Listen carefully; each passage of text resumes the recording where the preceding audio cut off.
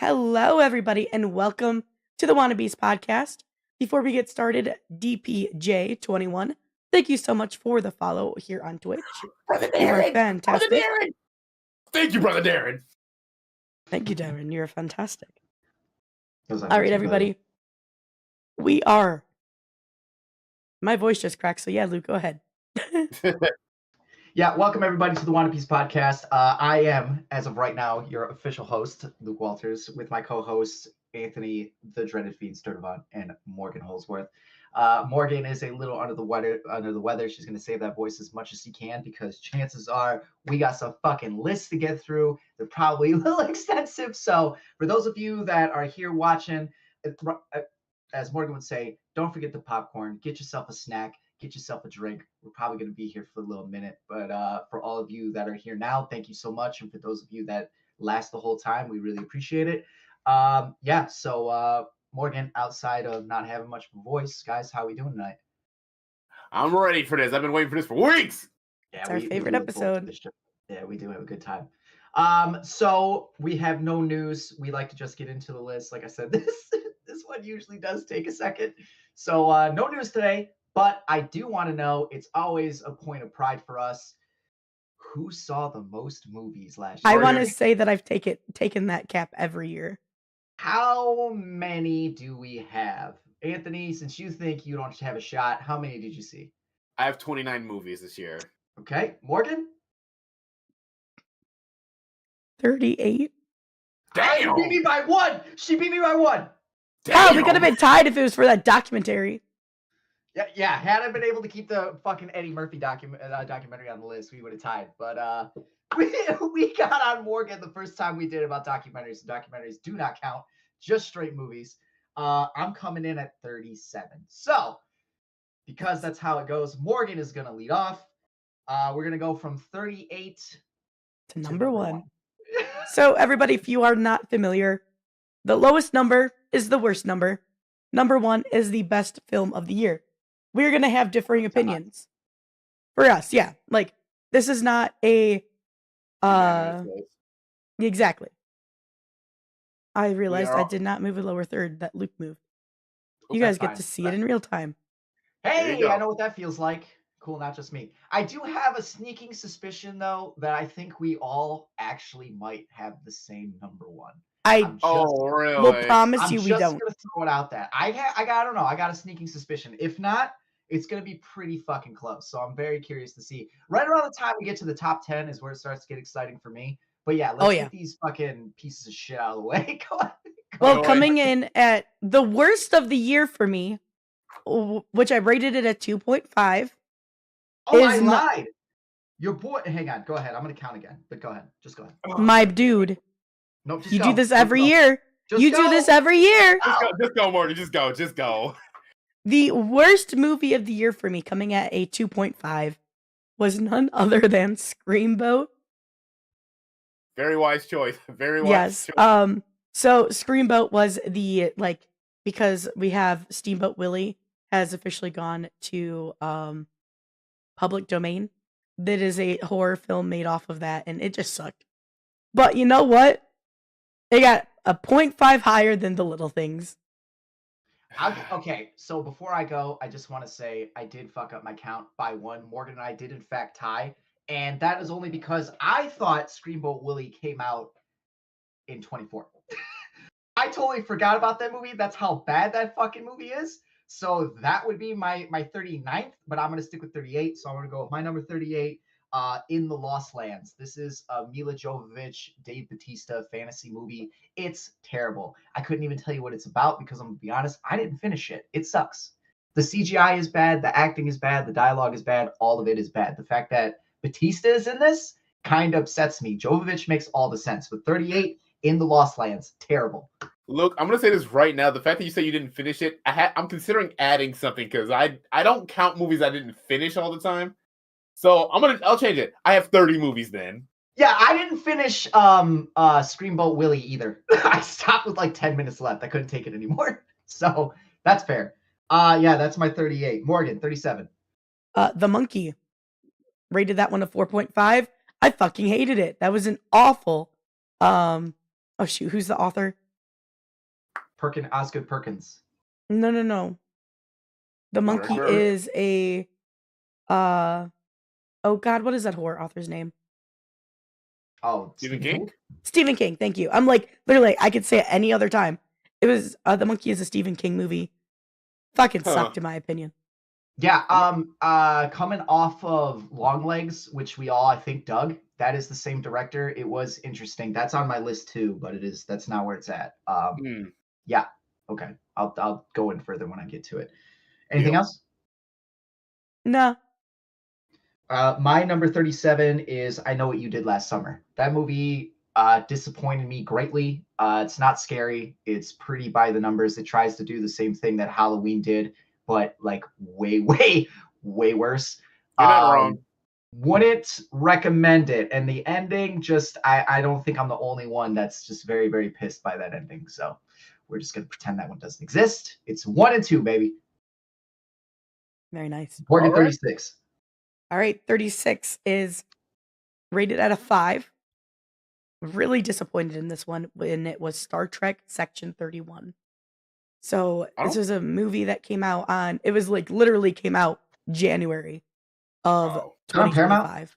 Yeah, and it was released on Paramount. And it follows some of the newer Star Trek series that are going on. And it just didn't feel like Star Trek like it did and it didn't. It didn't hold that embodiment of Star Trek that as a long like literally lifelong Star Trek fan that I wanted to have. So, yeah, that one was a 36 because it really disappointed me. Yeah, coming in All at right. number 36 for me is SpongeBob: The Search for SquarePants. I can't even believe you saw that. I love the SpongeBob movies. Like I don't think I've seen all of them, but I've seen most of them. So I was excited to see this. My dad wanted to see this. That's a big reason why I went and saw it. He That's actually wanted funny. to see it. We both like just checked out about halfway through. I think this movie starts out very good, but like yeah, the jokes aren't that great.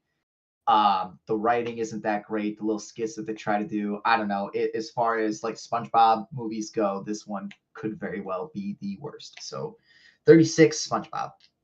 Plus, Ice 35. Spice in it. That's not helping either. Yeah. I mean, fine. She was fine. I had more of a problem with Mark Hamill playing the Flying Dutchman.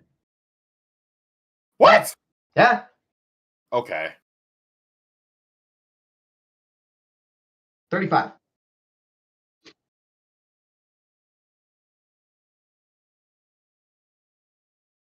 I am happy I didn't watch this. Oh shoot, I wasn't unmuted for the group because I was coughing. But real quick to reiterate, I rated it a 5, and my score for 35 is Five Nights at Freddy's 2. And we had a really good review of it with Kitty, who is in chat right now on Shout out to Twitch. friend So Kitty. yeah, like it's weird because there is things we really liked about this movie and things that really freaking disappointed us as being Five Nights at Freddy's fans. So there is good things there, but there's also a lot of things that pissed us off. Yeah, it's about accurate. Yeah. So yeah, okay. I'm glad to hear that you're saying that you're giving them 5s. I think these movies for me, like SpongeBob, would probably be a 3. I Know It Did Last Summer would probably be a 3. Well, what did I have? Lost Lands is definitely like a 2. Like it's bad. Number 35 is The Monkey. It's probably coming in at around a 4. Yeah, I was disappointed. Mine was a 4.5. You're gonna hear this a lot from me, especially for the horror movies that came out this year. This movie disappointed me. Coming off of Longlegs and how moody and atmospheric that movie is, this one's just goofy. And I don't mind a goofy horror movie. I love The Evil Dead.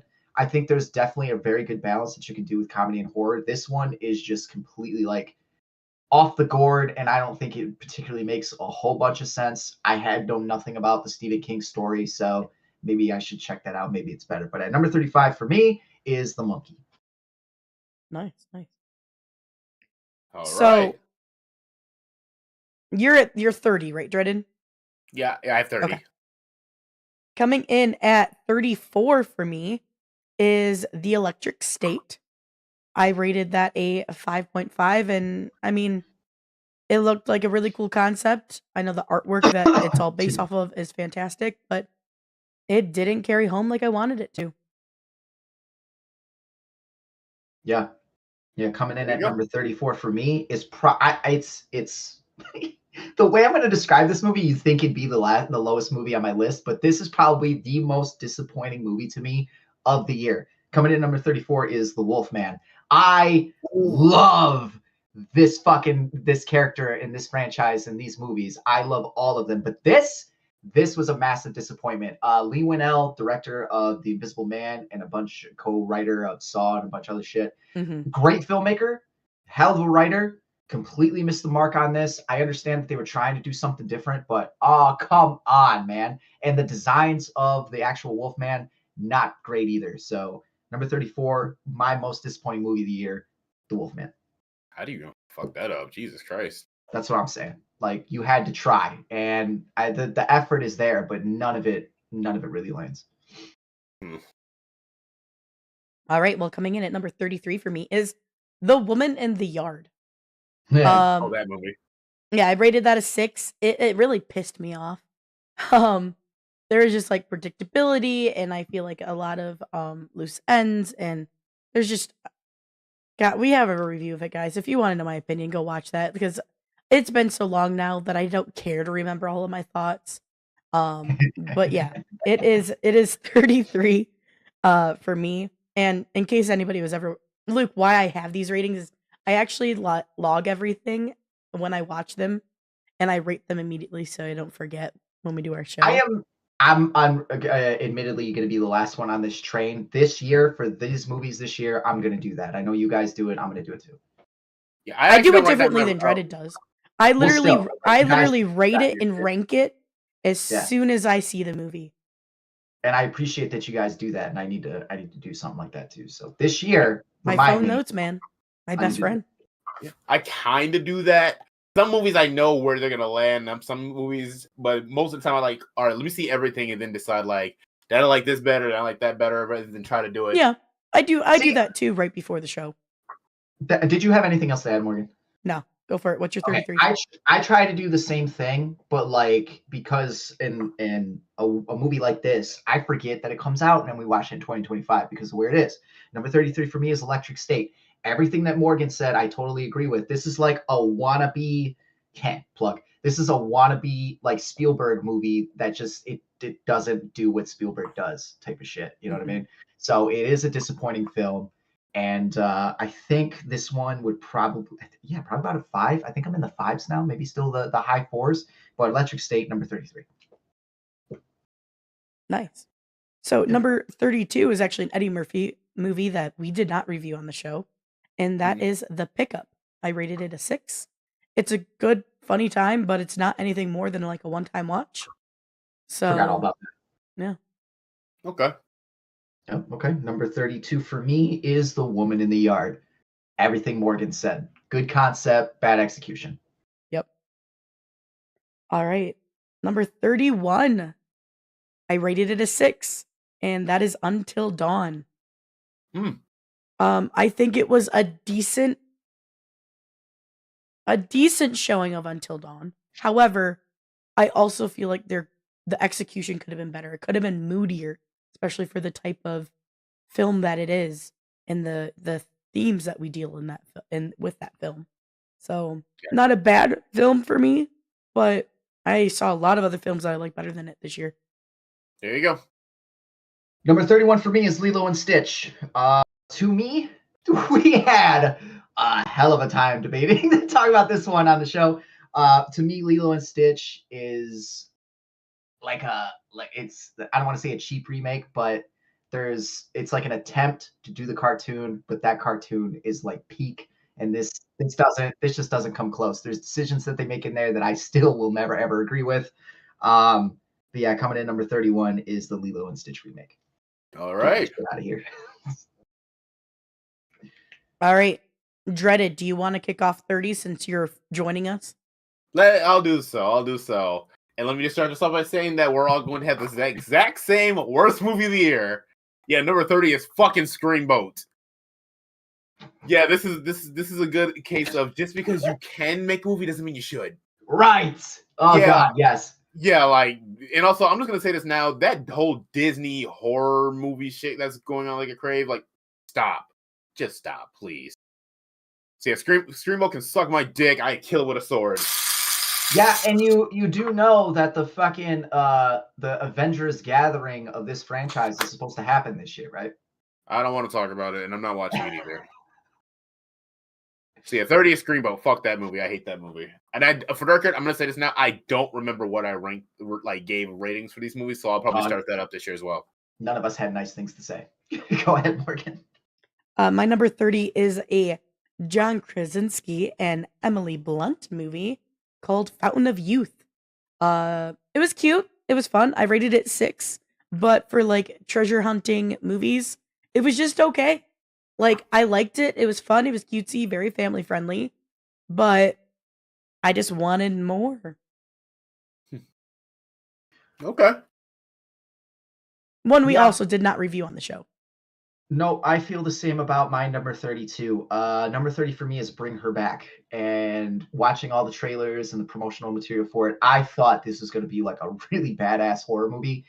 After it was over, I went, what the fuck did I just watch? Like, none of it really made sense. Again, there's a really cool idea in there, but for me, it didn't do what it was supposed to do. So, number 30, Bring Her Back. All right. All right, real quick, gentlemen.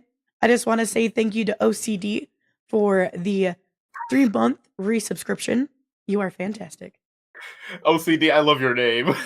I don't know why I didn't register in my head until I heard it out loud. That's hilarious. So good. So good. Okay. All right. Number 29. All right. Thank you, Luke, for what you did, because I did not finish this movie and I didn't like it either. Number 29 for me is Karate Kid's Legend. I didn't get to see that one. I still gotta watch it, but it sounds like it's not worth it. Nah, listen, I'm not the biggest Karate Kid person. I'll just come out and say it. The one I really like is the Jaden Smith one with and Jackie Chan. And Jackie Chan being back here, I mean, I don't even think he's really the same character. He's the same name, just not the same dude, if that makes sense and everything. Yeah. The setup is not bad, but I'm just bored. I'm just fucking bored. And I turned it off I'm done. I don't want to watch this anymore. So 29 Karate Kid Legends. 29 for me is the Minecraft movie. That was rated a 6.5, higher than I actually thought I was going to give it. I definitely think I went into this movie with really low expectations, and it ended up being better for me because of that. But still not a fantastic movie, but I had a fun time with it. So, but yeah, it's my number 29. All right. My number 29 is Companion. That is the Jack Quaid having a sex bot movie. I mean, it's fine. It's fine, and I think it does. This one actually does do the job well, but like, it's nothing particularly great in my opinion. So, for me, number 29, Companion. Yeah, sorry, Kitty. I'm not gonna be higher. I saw too many films that were better than it this year. Yeah, I was expecting Minecraft to be higher too, so I'm wondering where he put it. Well, we'll see. We'll see. All right, y'all. My number 28 movie is The Electric State. I'm not gonna lie. I don't think it's really that bad. I just don't remember what happened. I watched it once, we reviewed it, and I don't remember. I just remember that Chris Pear had a porno stash, and I think Anthony Mackie and him might have been gay for each other.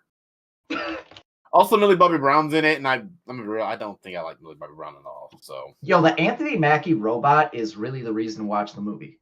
Yeah, that's the one character I remember, and I remember liking a lot. But yeah, I just don't remember what happened, so it can't really go that high, even if it wasn't really horrible. So, yeah, there goes that one. All right, my 28, which is, I get so much heat for this opinion, but it is Captain America: Brave New World. I rated that as 6.5. That movie both pissed me off and disappointed me.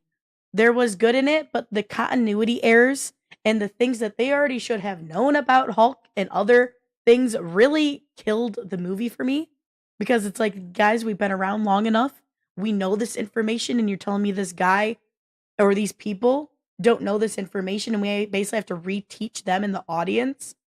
No, we know this shit. Move on. we would have had a better story if they actually, you know, did like stuck with the information that all of those characters should have already known by then. I will definitely cheers to that, but it's definitely higher on my list. But you You are are correct. haters. You are haters. I cannot tell you how badly I was upset with that film when I walked out of the theater. It is like one of those films where like it's a good film, but it pissed me off so much that it's probably one of my most disappointing films of the year. But because of the quality of the film, it's not my like least favorite. Yeah. Very well. I will have nicer things to say, Anthony, when I get to it for sure. All right then. What number are we on? 28. We are. Oh my god. 28? Okay, my number 28 is Sisu 2. I went into this not having seen the first one. I forgot to see it for anybody that doesn't know. It's kind of John Wicky, but it's in World War II, and it's like a Polish immigrant dealing with the Nazis. That's the first one, and he has a dog. This one is just a follow-up from that. It's him trying to just get on with his life and not be. It's pretty much John Wick 2. Looks like, honestly. The bad guys come and bring him back in, even though he thinks he's done, type of shit. The action's pretty good. The acting's well done. There's a solid cast in it, pretty good character actors in it. It's made really well.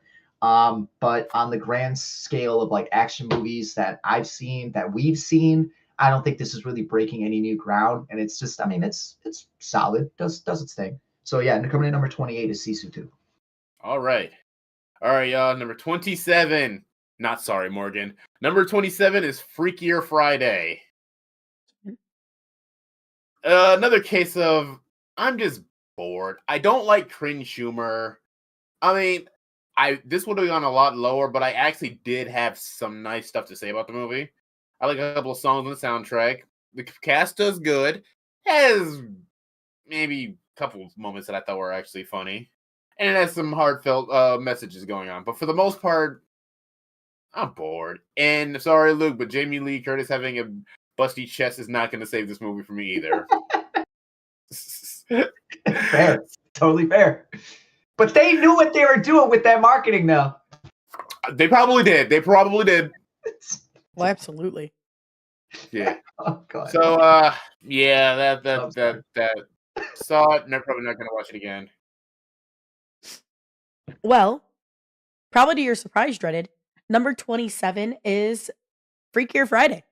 I rated it, to be fair, a 7. So you guys now know I'm in my 7s. So it only is going up from here. Because I had a lot I liked that are in the 7s and the 8s. But yeah, I mean, I had fun with it. It was nostalgic. It wasn't a mind-blowing movie, though. I had a lot of other films that were just made better. So, Fair. Yeah. There you go. My number 27 is Shelby Oaks. I was very much looking forward to this movie. I love Chris Stuckman and what he does on YouTube. And obviously, as somebody who's trying to get an actual movie made, like, I respect the attempt and I respect what it takes to do this. But this movie is trying to be 3 movies at once. And by the time it's over, I didn't really feel like we really did anything significant. But I appreciate the effort and like, yo, kudos to Chris. And I hope this man gets to make more movies. I hope this isn't something that derails a potential career or anything, because I don't think this movie's bad, but I would not call it good either. So yeah, coming in at number 27 is Shelby Oaks. Okay. I'm getting tired of saying good concept, bad execution, but that's like what it is. No, sometimes it's just it's what you have to say. All right, number 26. This is going to be the beginning of movies that I've signed very disappointing. Number 26 is Fear Street Prom Queen. You guys know me. I was a big fan of the Fear Street trilogy when those released in like 2021. But this movie, honestly, the biggest problem is it's called Fear Street. If you took Fear Street out of the title, I'd probably be much nicer to it, okay? But like, it's at this point, it's just your run-of-the-mirror slasher. I like the 80s vibe. There's some cool, there's some nice kills in it and stuff like that. The nice practical gore effects and everything too. But Characters aren't memorable. It has a very bad and pretty much embarrassing dance off sequence, actually. And the quote unquote ties to the Fear Street like movies are so minimum. That's why I'm like, just take that out of the title. You don't really get a reference until the very end, other than the fact that the city that they're in is shady side. And also, not to mention, like, if this happened, where was this brought up in the trilogy? This is like, you would think this was brought up for something, but apparently not. So, as a Fear Street movie, incredibly disappointing. You know, fun fact, this was the worst film I saw of the year until these other films made it onto the list, actually. So, you are saved, Fear Street Prom Queen. But for the most part, I wouldn't call it boring. It's just very disappointing. Very, very disappointing. All right, my number 26. Again, I'm in my sevens. This is rated a 7. Is Happy Gilmore 2. It was a good time. I had fun with it. Nostalgic. But at the same time, I just saw better movies this year. Fair. Totally fair. Yeah. My number 26 is The Running Man. Everything that I said about Sisu 2, but like with humor and Edgar Wright, dude. Like I love the way he makes movies. So I didn't get a I'll chance watch to see that anything one. I enjoyed it a lot. I didn't enjoy it a lot, but like you said, I've seen better movies. I'm gonna pay more attention to my list because I don't think there's too many more action movies, but this is sort of up there as far as action movies are concerned. So yeah, number 26, The Running Man. All right, then. Number 25 for me is Weapons. Weapons was a movie that I was looking forward to because I know a lot of people say when you review a movie, you should take it as it is rather than what you want it to be. But Weapons is a case where the movie I wanted and I thought I would get really wasn't, and that really does hurt it for me. Weapons is not a bad movie, but it isn't what I was thinking I was going to get into. The like multiple perceptions. What's the word I'm looking for? Perspectives. Yeah, perspectives aspect of it is neat, but it kind it gets away from like the main plot that I want to be focused on a lot and everything like that. And I'm really upset that I managed to figure out the twist very early in the movie just because I've watched other horror movies. So yeah, 25 Weapons, another disappointing film that I thought could be up there. All right. Well, for me, another one we didn't review on the show, but number 25 for me is Mickey 17. I rated it a 7. It's a good movie. There was a lot of predictability in it though. Like I could tell where we're going next. Which you both know. And anybody who watches a lot. Pretty good. That's a big thing for me, you know. But overall it was a decent movie. I just don't think I would really probably watch it again, or if I did, it'd be quite a long time from now. Is there anything else that you want to get into real quick? Because I know you really wanted to watch this and review it. So I mean, if you want to take an extra minute. Well, I will say, like Robert Pattinson did great with himself, though. That's Mickey hilarious. 18, That.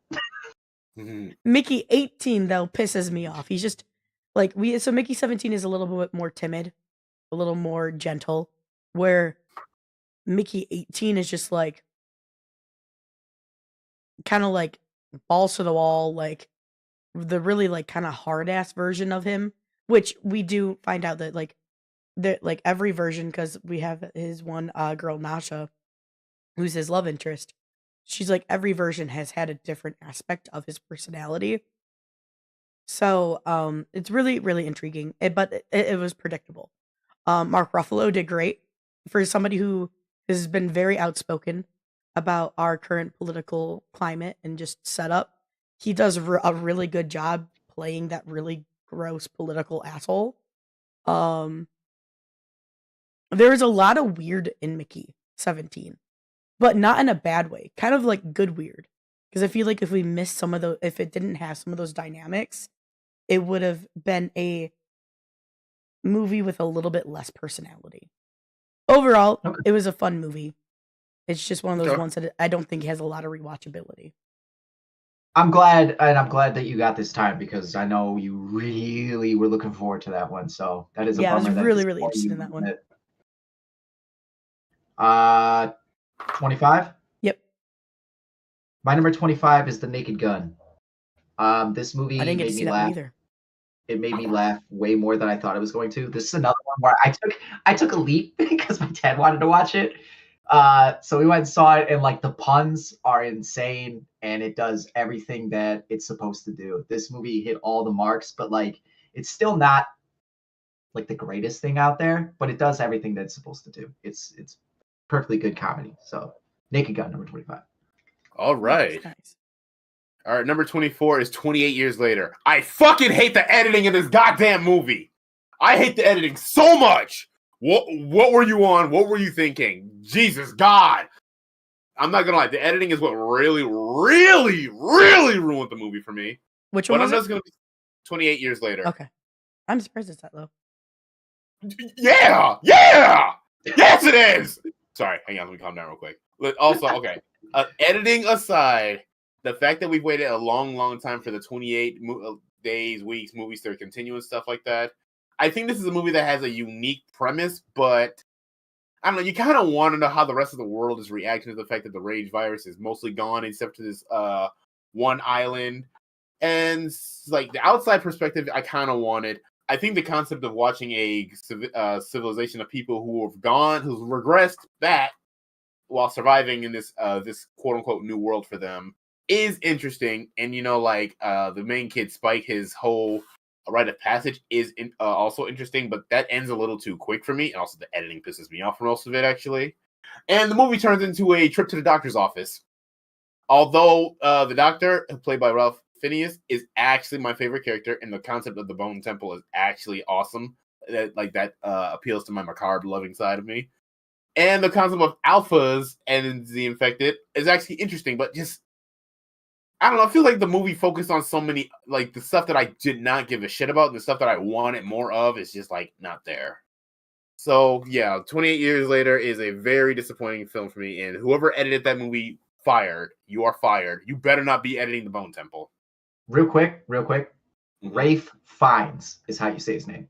My bad. My bad. I can't speak. No, you're good. I will not do that anymore. But like, put some respect on that man's name because he is great in that movie. I'm excited for Bone Temple because that was my favorite part of Yeah, right. 28 though? years later. Yeah. Are you looking forward to Bone Temple, my guy? Or did this We'll take you out? see. It comes out literally tomorrow. Cillian Murphy's coming back. Look, I'm going in with my arms crossed. And as sexy as that man is, arms crossed. If the same editor is working on that movie, I swear to God. Yeah, it's gotta win you back a little bit. Yes, it definitely has That's to win fair. me back. That's fair.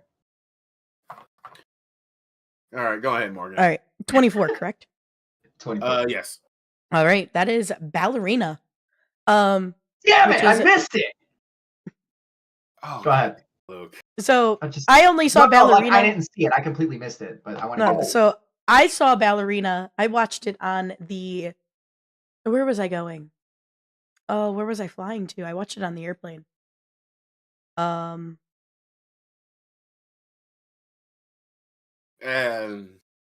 it was on the way to the down to Florida to go on my cruise.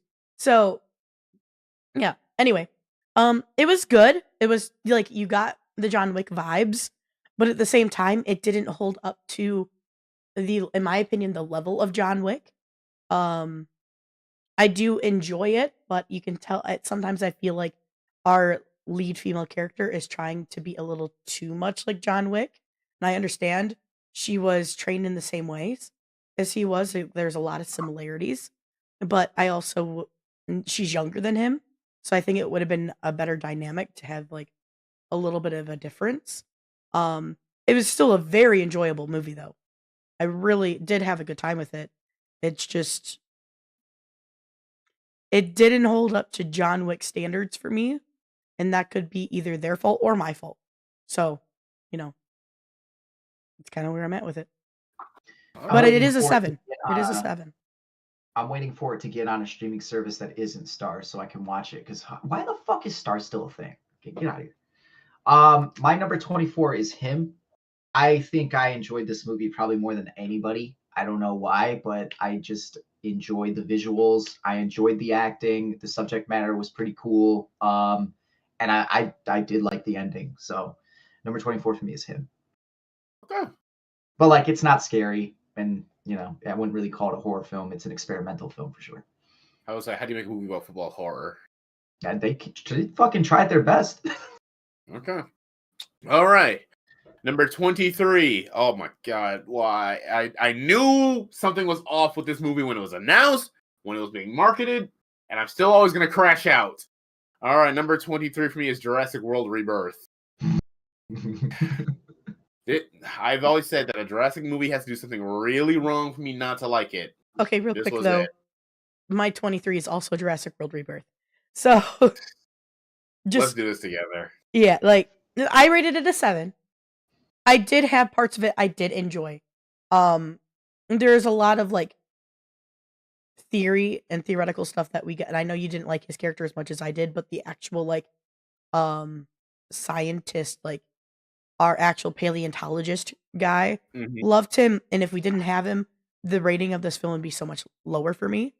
Um there either the story should have been focused on the family or the actual job. We should not have had both. Yep, I remember we talked about it in review. Effects are nice, and I will say probably the best use of the Mosasaurus. I'll give the movie that. But what you just said, accurate. This film for me lacks the soul of Jurassic Park. And shout out to oh god, give me 1 second because I always forget how to say his name actually. Clayton Fiordi. He does a lot of Jurassic Park content on his channel, but shout out to a recent video he did where he talked about the rushed production of this film, which proved like, okay, I wasn't crazy. This came out fast as fuck actually because the movie was kind of in damage control mode after Dominion, which made money, but reception wise was a little iffy actually. So yeah, shout out there. So I wasn't crazy about that. That mutated abomination, look, that's not a damn dinosaur. The hybrids at least look like a damn dinosaur. This looks like the damn Rancor from Star Wars or something else from any other alien movie. So that's a direction I'm not a fan of. The fact that the raptors were designed off the Jurassic Park 3 raptors, which are my favorite raptors, and they don't even get us. There's a deleted scene with them. If you go to fucking Peacock, you'll see a deleted scene with them. Like, what the fuck? Like, characters aren't memorable. I don't care. And don't even get me started on a goddamn Spinosaurus.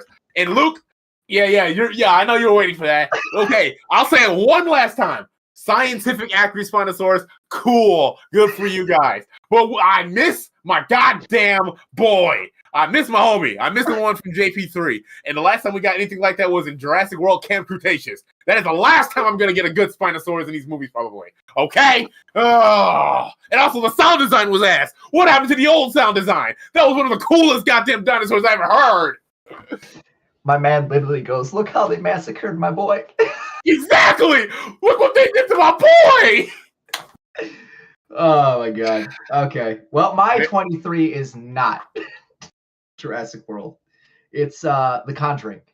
I enjoy Patrick Wilson and Vera Farmiga as these characters. I'm getting into the whitewashing of the Warrens is a totally different subject, but these two playing those characters is really good. Like in 4 movies, they are the best things about the movies. It's not scary, it's ridiculous, it's by the numbers, but I think compared to the last 3, maybe 4 that have come out in the franchise as a whole, this isn't bad. So, and I do hold it above him very much. So, yeah, number 23 is The Conjuring: Last Rites. Okay. Number 22 for me is Thunderbolts. I don't have a solid answer why I don't. No, wait, actually, I kind of do. I don't love Thunderbolts that much. A lot of people talk about like this is the first time the MCU had like a team that felt like a team. I don't know. They just feel like acquaintance to me that were just stuck in a situation together. What the fuck is her name? Valentina, whatever. She's the one thing that really pisses me off in this movie. She kind of ruins the movie for me. I hate her. This reminds me of why I don't like Naruto, because I hate Sasuke Uchiha so much that it ruined the whole thing for me. She ruins Thunderbolts for me, honestly. However, I will say the performances are nice. I'm happy to see certain characters, specifically Ghost, return.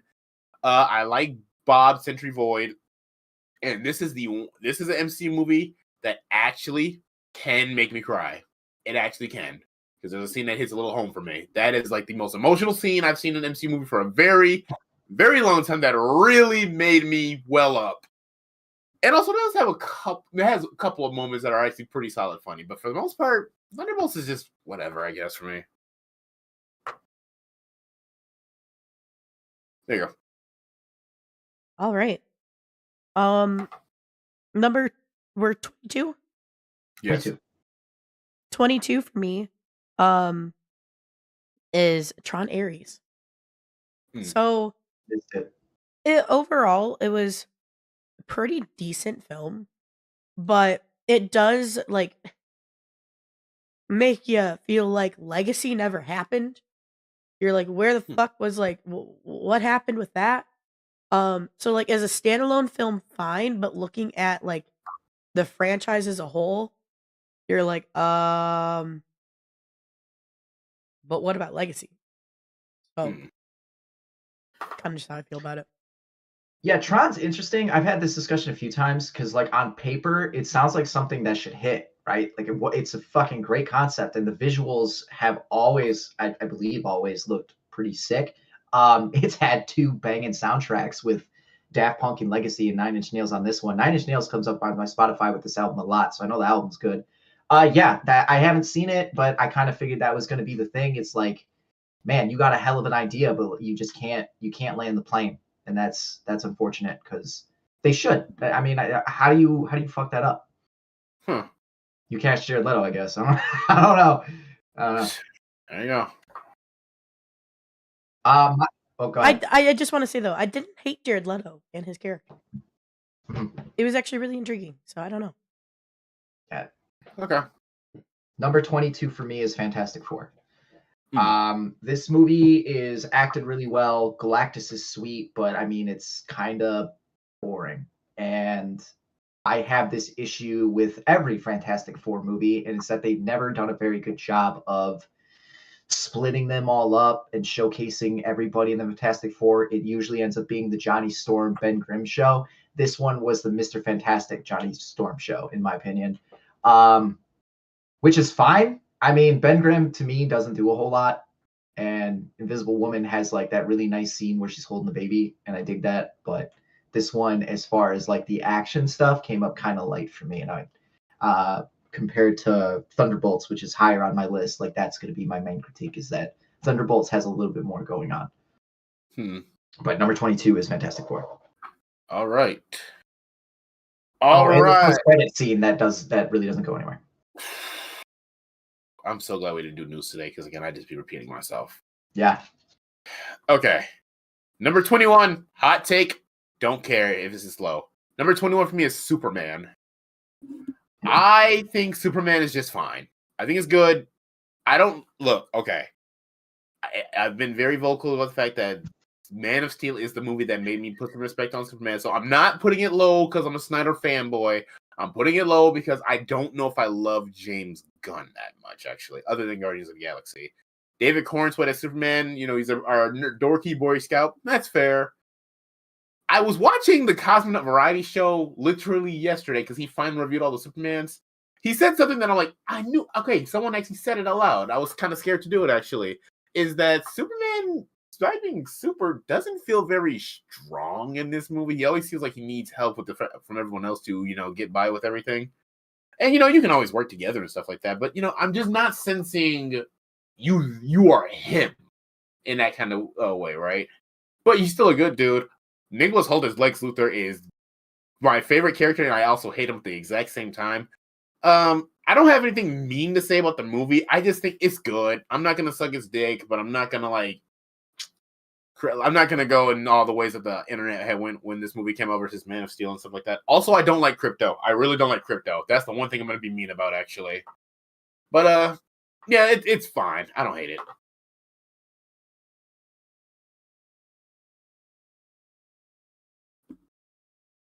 Sorry. I was trying to unmute me because I was coughing. Number 21 for me was Weapons. I rated it a 7. That film should not have been as funny as it is. But it's fucking hilarious. I had a fun time with it. It's a very intriguing concept. And yeah, it's just not a bad movie, not a mind blowing movie, just kind of middle of the road. Okay. 21 for me is Den of Thieves 2. I do dig these movies. I like a good crime movie, like Heat and fucking Public Enemies and shit like that. I do dig those. This is not on that level, but it's very, very serviceable. I think the first one is an underrated gem, and I think this one's kind of an underrated gem. I would put them almost on equal footing. This one is, in my opinion, not as good as the first one, but like, considering how fucking off the walls Fast and Furious has gotten, this is a nice, more grounded take on that, sort of. But yeah, I enjoy these movies. Gerard Butler, O'Shea Jackson Jr. Like, there's good casts. Everybody does their job well, and the movie's very well made, competently made. I really don't have too many bad things to say about it. But yeah, coming in at number 21. Okay. Danny boy. All right, number 20. Yeah, I know. How could I put this movie above Superman? And saying it out loud, yeah, I am questioning that. But the thing is, I actually would watch this movie again. And Luke, I wonder how you're gonna feel about this, because number 20 for me is I Know What You Did Last Summer. Hmm. I didn't hate it. I mean, I completely get where you're coming from. Do not get me wrong. Mm-hmm. I didn't hate it. I watched it when Reagan was taking a nap, and I was like, I'm actually kind of into it, actually.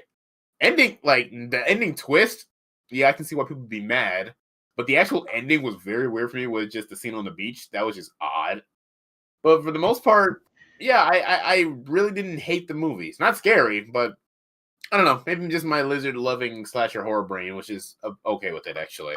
Yeah, I mean, it definitely hits that fix, but it's that, I mean, not to get into it too deep, but it's that whole thing, like when Scream reveals their killers, and it's like a fucking 90-pound little girl that like murdered a full-grown man. You're like, I don't know, man. I'm not saying that you couldn't do it, but there's even a scene where one of the characters literally just straight socks the killer in the face and knocks him down, and then just runs away. It's like, you're good, you got it. And ends up dying later. It's like the decision making and shit like that is and then everything else that I mentioned, that's where it gets me. But like, yeah, if it's on, I'll probably watch it again. Whatever. I've seen worse movies.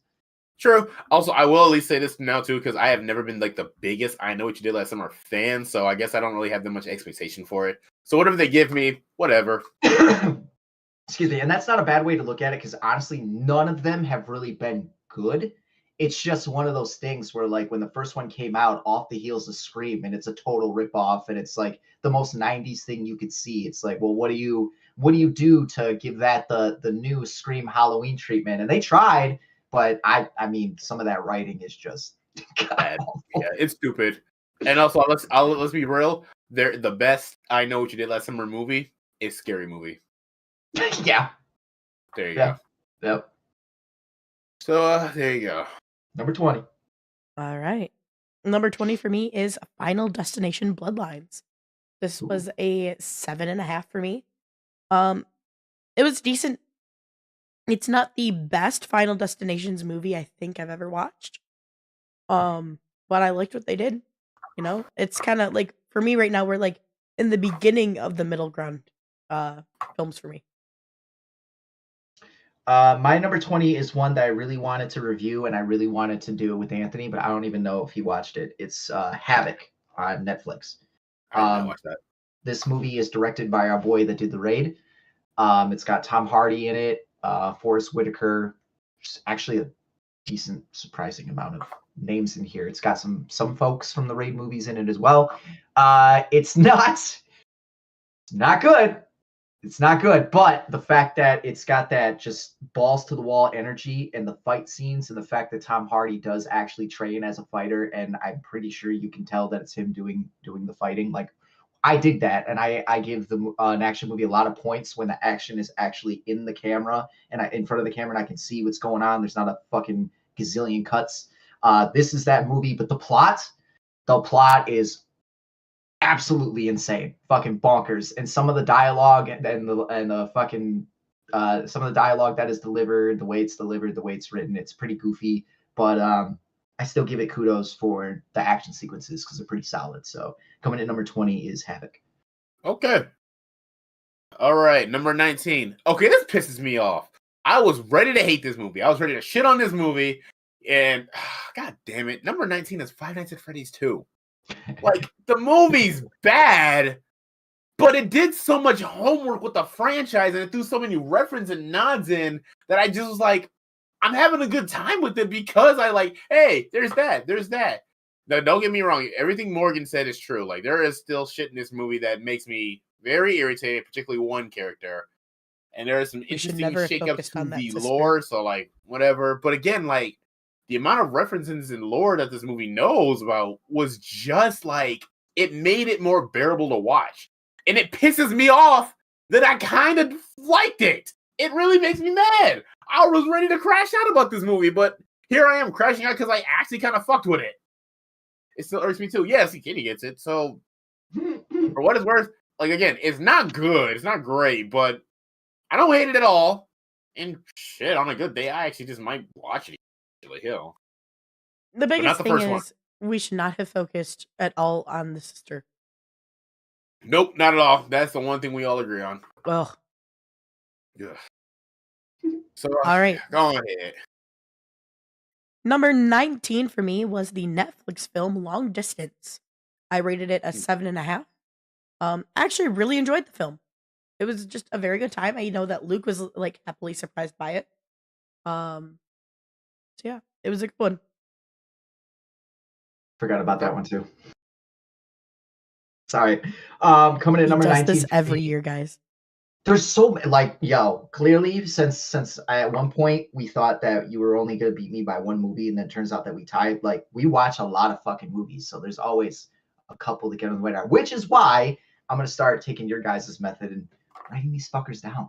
It's okay. I actually missed one as well, which was Conjuring Final Rates. But yeah, that like there's always a couple that just slip your mind. But number 19 for me is The Accountant 2. Ben Affleck and John Bernthal. I mean, for me, enough said. This is everything that Havoc is, but with good dialogue and good acting. And I mean, this is more of a slower burn of an action movie, but the action is also pretty fucking solid too. I don't think this needed to be made. If for anybody that has seen the first Accountant, I think we're good right there. But this isn't bad at all. So coming in 19 is The Accountant 2. Okay. Number 18 for me is Conjuring Last Rites. I have been a very vocal person. I think the Conjuring film's overrated. I watched it in theaters and I didn't hate it. I got through it. I mean, okay, it's not scary. I mean, it has this neat little horror, creepy imagery, which I like enough of already. But and Vera Farmiga and Patrick Wilson definitely carry this franchise. But the film makes some choices that are very okay. The final boss is a mirror, like so. Yeah. But again, I didn't hate it. It actually had some nice, wholesome, and actually funny moments in the film as well too. Yeah. Along with maybe one or two genuinely creepy moments, actually. Definitely better than The Devil Made Me Do It, because I turned that shit off. I was done with that movie. So yeah, Last Rites, I didn't hate it. It was okay. I would watch again. yeah, if I had to adjust, because I forgot to put somehow I forgot to put Conjuring on here, it would have been like 22 or 23 for me. But for 18, God, I had such a good time with this movie. Is none other than the B-rated film Toxic Avenger. Technically it did come out sooner, but it got its official like theater release and like because all of its other releases were at festivals, so I'm counting this as like its debut release.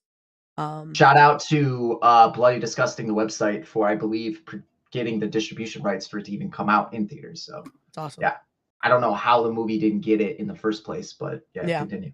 I rated it a 7.75.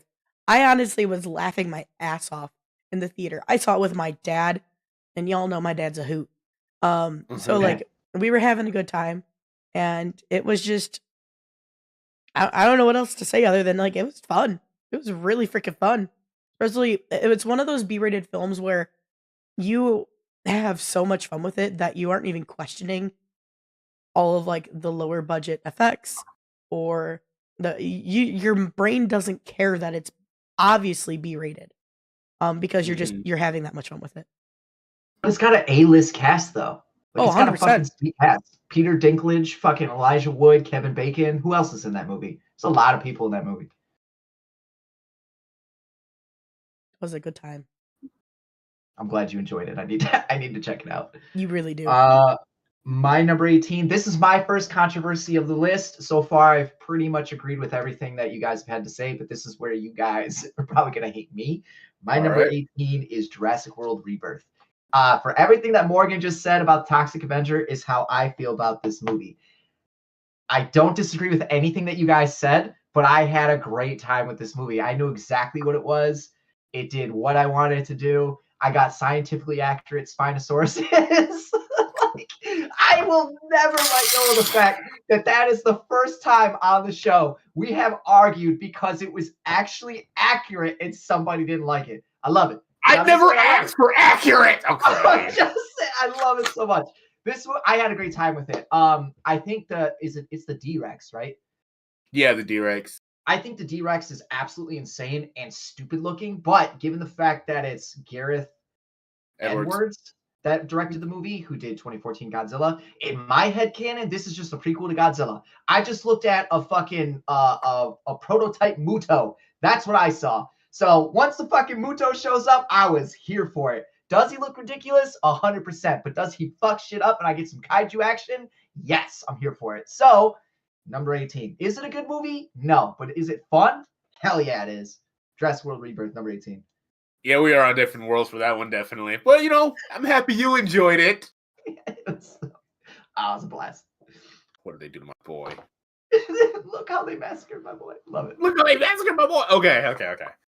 All right, number 17 for me is Until Dawn. I was not a fan when it was announced, and I did not like the concept. But after watching, it's the same thing with Five Nights at Freddy's 2. It did its homework. It had many nods and references to the game, even mechanics to the game, stuff like that. And a lot of people have said that if it wasn't like an adaptation on its own, it actually does stand on its 2 feet. Actually, it's not bad. The only problem really for me is just the ending and with the character of Hill, actually, with it trying to somehow tie to the game, which now officially does not make sense, actually.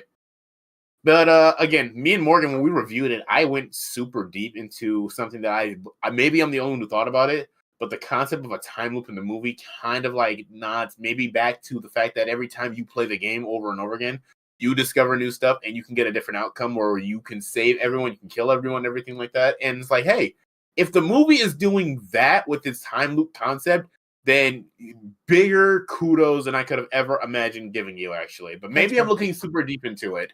But for what it's worth, Until Dawn actually was not bad at all. It really wasn't. All right. Well, for me, number 17 is none other than the Demon Slayer movie, Infinity Castle. I rated that 7.75. An all great film. Really good. It's really emotional, but and people do complain about pacing on it, and I don't disagree with them, but at the same time, I do love the stories I get. Um, and I want to remind people that there's more movies coming. So maybe the people you want to see you'll get more time with. But in all, I really enjoyed the film. All I love right. the emotional stories we got in that because we got some real good backstory. Number 17 for me is A Working Man. This is, I believe, another collaboration between Jason Statham and Guy Ritchie. At least it fucking feels like it. I find this movie hilarious because in this movie, Jason Statham is going after people who are scamming elderly folks. The movie starts out with What? I thought that was the no. beekeeper. Oh no, that is the beekeeper. I'm sorry, I got it mixed up. But Okay, yeah, I'm about to say. I'm sorry. I apologize. I was Yeah, no, coughing. but the What was Working Man is still along those lines. Oh, the Jason Working Man. Statham's kicking ass and fucking like yeah, it's I can't go wrong. I'm excited for the next one that he does. It's great. These two together, all of their movies, like God, my God, I don't know how to rank them, but like they're just good enough because it understands that we just need Jason Statham to fucking kick people in the head. So yeah, number 17, Working Man. All right. All Yeah, right. that's Beekeeper. My bad. Number 16 for me is Final Destination Bloodlines. This franchise is the Fast and Furious of horror movies, actually. The kills are hilarious. The thing about this film, there's two things that really stands out for me. One is the concept of like how many people death is coming after, and how extensive it is and everything like that. And even a character who has literally kind of learned how to fight death, all the way to the point where if you walk outside, the whole world literally looks like it's going to end right on you. And also, we have to give a massive shout out and respect to the GOAT, the legend, Tony Todd, if this was his last movie role, where he would reprise his role as William Bloodworth, where we actually got an explanation on why William knew so much about death, actually. And his final monologue, fantastic. R.I.P. Tony Todd, you are a legend, you are a GOAT, and we miss you. And you made Final Destination Bloodlines a lot more worth it than it probably would have been without you. Also, I'm scared of MRI machines now. That his line that he said talking about death hit so much harder because he had passed by the point that the movie released. So Yep. Anyway, let's see. I'm probably gonna get some flack for this one. This rating does not mean I did not like it, because I've really enjoyed this film. I'm going to be honest with you. From here on out, these were some of the hardest films to rank. I am in that stage. Top 16 were hard as fuck. But number 16 for me, rated 7.75, was none other than Sinners. Great film. Really good film. I'll probably get flack for it not being higher. But I don't have anything good or bad to say. Like, I don't have anything bad to say about the film. But, like, it was a great film. I just have I'm sorry. I'm kidding. He's joking. What did you just say? And he's not going to do it again. Moving on. I'm joking. I promise I'm joking. I just had to do it. Yo. Yeah. I'm fucking with you. Morgan, I got you on this one. Yeah, nope. Just move on. I'm just fucking with you. I'm just fucking with you, okay? Luke, we need to talk in the future about a certain person's, time on our show. Well, everyone, I have officially been fired. I promise. I'm just messing with you. I know. Shit about anybody's time on the show. I'm pretty sure I still have the least amount of time on this motherfucker when I had that other job. So. Right. Yeah. What are we on? 16. Were you good, Morgan? Yeah. Okay. Number 16 for me is Thunderbolts. Everything that you guys said, but to me, it has more action. I do enjoy the emotional scenes. I disagree with the team up thing because they don't really like act that much of a team to me. And like High Taskmaster by Taskmaster, yeah, there's definitely some questionable shit. Valentina is really, really annoying. I've never been a fan of that character, even when she first showed up eons ago. I see where it's going. Cool, I guess. We'll see what the final fucking payoff for that is when they decide they want to get there. But yeah. But considering the string of MC movies that we've had up to this point, pretty fucking solid. So I give it credit. Fair enough. All right. Are you done? Are you good? Yes. Okay. Number 15 for me is Warfare. I actually didn't know. I forgot you guys reviewed this, actually. I watched it on my own time. Okay, here's the thing. TikTok lied to me, kind of. Okay, let me... Wait. Hold on, let me explain something quick. The reason this movie is here is because I had the same reaction as I did a movie called Veronica, where social media talked about how good or even how scary it was and stuff like that, and I thought it was whatever. Warfare, the reason TikTok lied is because I was let on that, the beginning scene, everyone's smiling, but by the end you were going to be just like... You ever seen that Shia LaBeouf meme where he's smiling in the theater and then he's just like damn near tears and everything like that? I was expecting that. I didn't get that, and I don't want to disrespect the filmmakers because one of the directors actually went through this. Like, this was his story and everything like that. This is what he went through. No disrespect. So like that's why the film is a lot lower than I would have expected. But the movie's good. It actually is good. Let me say that now though. Like this movie does something that I really, really enjoy. I like watching the slower paced, mundane stuff that a soldier or even a cop has to do, such as like on Overwatch with a sniper, just like this guy might be suspicious, mark him, or all that kind of stuff. I actually really, really like that stuff.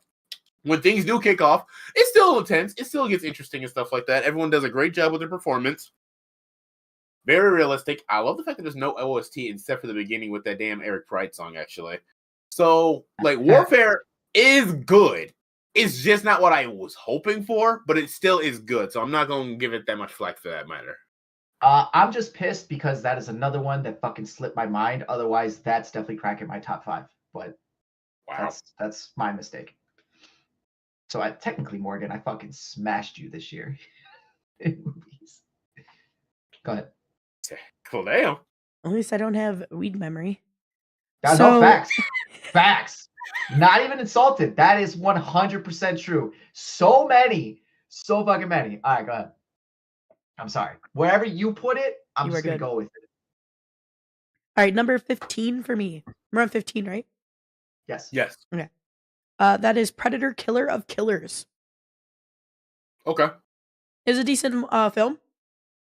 I like the animation style of it. It left us with a lot of questions in a good way. So yeah. Okay. I don't want to. We have a review on it, so I don't want to dwell on it too much. Number 15 for me is Until Dawn, and like I enjoyed the Borderlands movie more than out of the 3 of us.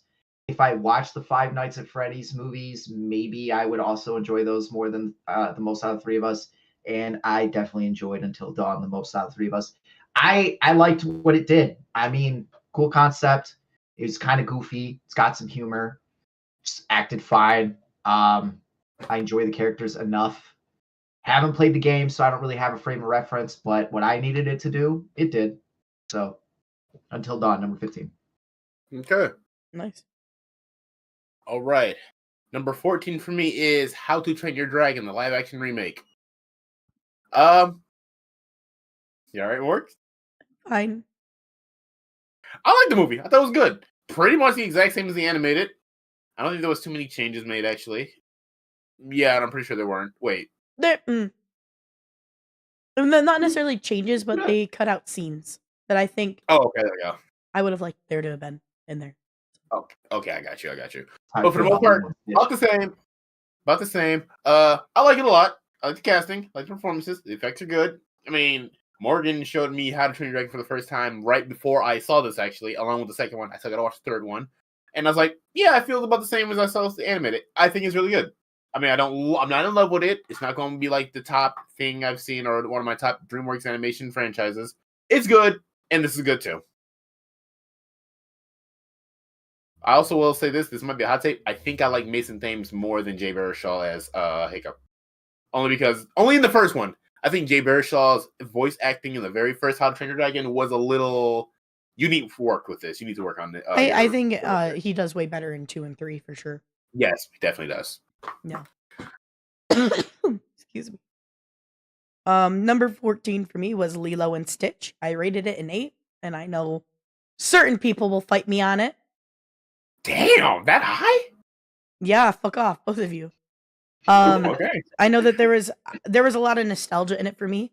Like I also saw it with like literally a group of 8 people, and we were all laughing and having a good time.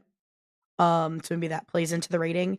But a lot of people hate on the whole like we got to remember, I think the storyline that everybody hates on about her being basically adopted is they hate on it, but they got to remember that we have a character very close to the family that isn't in the originals, and I think that's why it works and allows them to kind of have they are still able to have their Ohana while still being able to balance things easier. Because if we want to look at it in a more realistic standpoint, they were stuck between a real bad rock and a hard place, and for somebody who has lived around the foster care system. My brothers are adopted. Like that probably for me hit more home than it would the normal populace because of my exposure to the foster care system.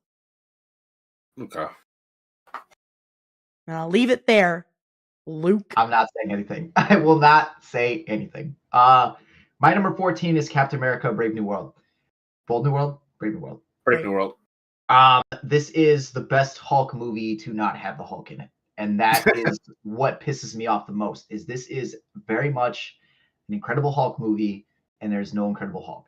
Yep. But Cap does his job. I don't mind what they did. I don't mind the motivations and how we get President Ross to turn into the Red Hulk and all that stuff. It's just I needed the actual Hulk to be in it, and this movie would be higher. So number 14 is Captain America: Brave New World. I will always like to say this too, that Hulk has been lame in the MCU for a very long time. So if he was in it, I think this would be even more boring. That's you with the Spinosauruses is how I feel about Hulk. They fucking massacred my boy. Yes, I agree with you there. I agree. Hulk is lame. Oh, dude. Oh, Red Hulk is scarier than Green Hulk. Green Hulk hasn't been scary since 2008. He has not been scary since at least the first Avengers, at least. I'll say that. That scene where he's chasing down Black Widow. I also hate how we like just glossed over him finally becoming like Professor Hulk. It's fine. No, it's fine. Like they do a good job, but then he just doesn't do anything at all. Like Professor Hulk doesn't do shit. He really doesn't. He's just there. He even has the scene in Endgame where when they go back to the first Avengers and he's like, "What am I supposed to do?" They go, "You're Hulk, smash," and he's like, "Oh, I guess I'll do it." Fuck out of here. All right. Yeah, Mark Ruffalo is still the Hulk. Mark Ruffalo is fine. It's not him. It's what the material they're giving him. And then they make a Hulk movie and they don't even put him in it. Exactly. All right, well, I'll talk about that when I get to it. All right. Number 13, correct? Correct. All right. Number 13 is Last Breath. I was actually surprised how much I like this movie. This is a movie that reviewed for the podcast, and I took Raven to see it, and we were both hella into it, actually. It was really, really good. Really intense, too, especially not knowing the original story. Told you. The original documentary. Just say it. So, yeah, Last Breath, really good. The performances are great. The music, the OST is actually quite, like, awesome. Like, surprisingly awesome, if you ask me. And yes, Last Breath was a really good movie that made me quite sentimental towards the idea of losing someone and not being able to take their body home. Just only having like artifacts and stuff from their locker. It actually made me feel some type of way in that scene. So yeah, Last Breath, solid, good movie. Number 13 for me was Warfare. Fantastic movie. I really, really enjoyed that. You know, it is. We don't really see that rawness in a military film. And the only reason, obviously, that we did get to see I'm holding back a cough. Sorry if I sound weird. The only reason we get to see such a weird, or not a weird, but like such rawness to a war film is because it is a true story and that it was made by someone who was literally one of those characters. So, yeah. I am only going to push back on that because I still hold Saving Private Ryan in high regard. Like, there are still pretty gritty, realistic war films. However, no, that's fair. I disagree with what you said, though. I don't disagree with anything that you said. I will say, though, in more modern era, think about how long ago Private Ryan came out. Yeah. You know, I think things are very, like, in terms of military films, they're very fantasized or very much like the, oh, I'm the one-man army kind of vibe.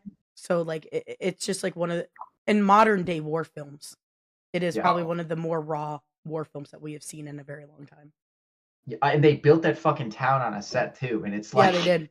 It's that sick. Was well done. Kudos. All right. What is this? 14? No, 13. 13. Hang on. Where is it? My number 13, probably another point of contention, because I have this higher than anybody, is Freakier Friday. And it's not just busty Jamie Lee Curtis. That definitely helped. This movie surprised me. Like, honestly, this isn't even something that I normally would watch. I have seen the first one. but I had zero interest in seeing this. It was a part of a double feature with Fantastic Four. This one played first. And I was surprised by how much heart that it did have, considering what we were doing. But I think Jamie Lee Curtis nailed playing a character that's the age that she is. It was cool to see Lindsay Lohan back. I think she played a very good mom. The two kids were pretty good. The humor landed for me. I agree with you on the messaging. Basically everything that you guys said, I just enjoyed it more. Okay. And Busty All Jamie right. Lee Curtis. Like, I'm not gonna I say mean, like that's not a thing. Busty Jamie Lee Curtis all day, every day. Yeah, 100%. So there you go. At this All point, right. she's basically a gilf. Also, I just want to ask right now, if when we get to the top 10, if we could take a brief break. Of course. Actually, yeah, I need more water anyway. Yeah. All right, so we got a couple more. Okay. So number 12 for me is Fantastic Four: First Steps. I actually really like this movie. I liked it a lot more than I thought I was gonna. Would you say who's Morgan, have you gotten to it on your list yet? What? Fantastic Four. Nope. Okay, look, what you said, I don't disagree with you, but I don't know. I actually really fucked with it. I think what really helped was this looming threat of Galactus, actually. I liked him because he is sick. He shows up. He's not a space clout this time. The Four is fine. Like, there are no Avengers, there are no Guardians, but I definitely rank them a little. Well, maybe just because it's the first movie and we got to establish that they've already been a team and stuff like that. They're fine. They're a fine first family team, but maybe a little more could be done with there, actually, because I think I still have the dynamics of the Chris Evans films more so far still. But this movie is great. Highlight is Julia Gardner as Silver Surfer. She is my favorite thing in this movie, actually. I love her as Silver Surfer. And her scene with Johnny, where, he learns her language and calls her out like, hey, I know you saved your planet, but all the planets you helped destroy, that is the best part of the movie for me. That was a solid, massive highlight for her performance and the whole thing in general, actually, too. Also, fuck that mid-credit scene. Yeah. Bad. Yeah. Oh, bad. Irritating. Fucking irritating. Thunderbolts 2 had a shitty fucking post-credit scene as well. No, okay, wait. The one with the Fantastic Four ship show up? Because that was cool. I actually like that. Well, I mean, everything that I've seen after that is like it's just another thing that they don't connect and they weren't exactly sure what was going on, but it's in there. That's why. Yeah. I did too much reading. Go ahead, Morgan. I'm sorry. Okay. No, you're good. My number 12 is 28 Years Later. I had a really good time with this film. Calm down over there, Dryden. I'm calm. I loved all of the stuff with the Bone Temple. There's a lot of, and I also, to be fair, don't really remember the 28 other films. So you guys probably remember them way better than I do. That rating could have very much could be different if I went back and rewatched it before years came out. But no, I really enjoyed it. I'll be honest, who enjoyed it even more than I did is my husband. Dan loved that film. Okay. Yeah. My number 12 is Love Hurts. That's Ki Hugh Kwan. It is a Valentine's action movie, and it's stupid. Does what it's supposed to do. The action's pretty good. Marshawn Lynch is in there, and my God, is he hilarious, dude! So fucking funny in this movie. It's stupid fun. It made me laugh. The action scenes are really actually pretty good. Ki Hugh Kwan kicks some ass. I hope I see him in more stuff like this. Number 12, Love Hurts. Okay. All right. Number 11 is Frankenstein. This movie's awesome. I love this movie. Oh boy. Continue. What's wrong? What's wrong? Did you forget it too? No, he's not. He's mad you don't have it higher. Hey! Oh, Now I gosh. can hear you. Now I can hear you. Well, no, wait, what? Let me hear from your mouth. What's wrong? It's so low! It's 11! Okay, it just missed the top 10. Oh, God, you're going to be so mad at the next movie. Oh, I'm going to scrutinize the fuck out of your top 10 now, for sure. Go ahead. Okay, fine, whatever. But no, this movie's great. I'm a big fan of the original Mary Shelley novel. Respect to the Boris Karloff original film, but Mary Shelley's gothic novel is what I like about Frankenstein. Oscar Isaac, man, I love Oscar Isaac, man. He is so cool, and he was naked in the movie. That is so awesome. Jacob, whatever. Oscar. I know, right? His butt cheeks. Okay, anyway. Jacob Elordi, is that his Elordi. last name? Yeah, Elordi as the creature. Actually, way better than I was ready to think. Like, wow. I always thought you were just gonna play the asshole jock like you do in Euphoria, but like, dog, you brought it as the creature. Actually, Guillermo del Toro's visuals are phenomenal. I love the multiple perspective, the set dressing, the set design, the color grading. This film is so great on like a filmmaking aspect, and I know you think it's so low, like almost. It's just some of these other films either surprise me more or I just like more for really bad reasons. But no, for like, do not get me wrong. This movie is great. Like, I really considered switching the next one, but the next one I had too much fun with. Too much fun with. Okay. So yeah, Frankenstein, great film. I really liked it a lot. All right, so before we go on our break, number 11 for me was a film I've told both of you you need to watch. It's on Apple TV. And that Well, is there you go, right there. just saying, when you get it, Luke, 'cause I know you're going to be getting Apple TV to watch Monarch. Yes. You need to also watch this film. So number 11 for me is The Gorge. This is starring Miles Teller and Anya Taylor-Joy. Also, we have Sigourney Weaver as a secondary character. I went into this film really interested and curious, and ended up being like unbelievably surprised. I thought it was going to deal with just the two of them being kind of separated, forming a relationship, but then the stakes get raised and they actually are forced down into the gorge. So, and I did not expect to see what we were going to see down in the gorge. And it gave a new surprising layer of world building and that I wasn't anticipating from what one could argue is a B-rated film on Apple TV. It's actually a really great film. I rated it an 8. And if you haven't Okay. seen it and you have the ability to do so, please go see it. It's really good. My number 11 is Anaconda. Wow, it's that high. It was so much fun. Damn, I literally Yeah, just saw it. I saw the trailer and I pretty much knew exactly what I was going to get into, and that's basically what it is. And there's still a couple little twists in there that I didn't see coming. Um, there's some cameos in there that honestly, if you watch hopefully you don't watch the trailers because they spoil one of the cameos, but it's a nice cameo. There's some funny dialogue. It's Paul Rudd and Jack Black, fucking Steve Zahn. They're all hilarious. Yeah, had a great time with it. Did everything I needed it to do. The fucking giant snake does giant snake things. It's great. But yeah, number 11, because of how much fun I had with it, is Anaconda. Okay. All right, you guys. I think it's time for a little brief break. I'm gonna give you some more water, and I Yeah, I need just to. want some water and a little bathroom break. That's it. Yep, quick break, guys. And when we return, we're going to be diving into officially our top 10. Probably our hardest areas. Our hardest area to rank is the top 10.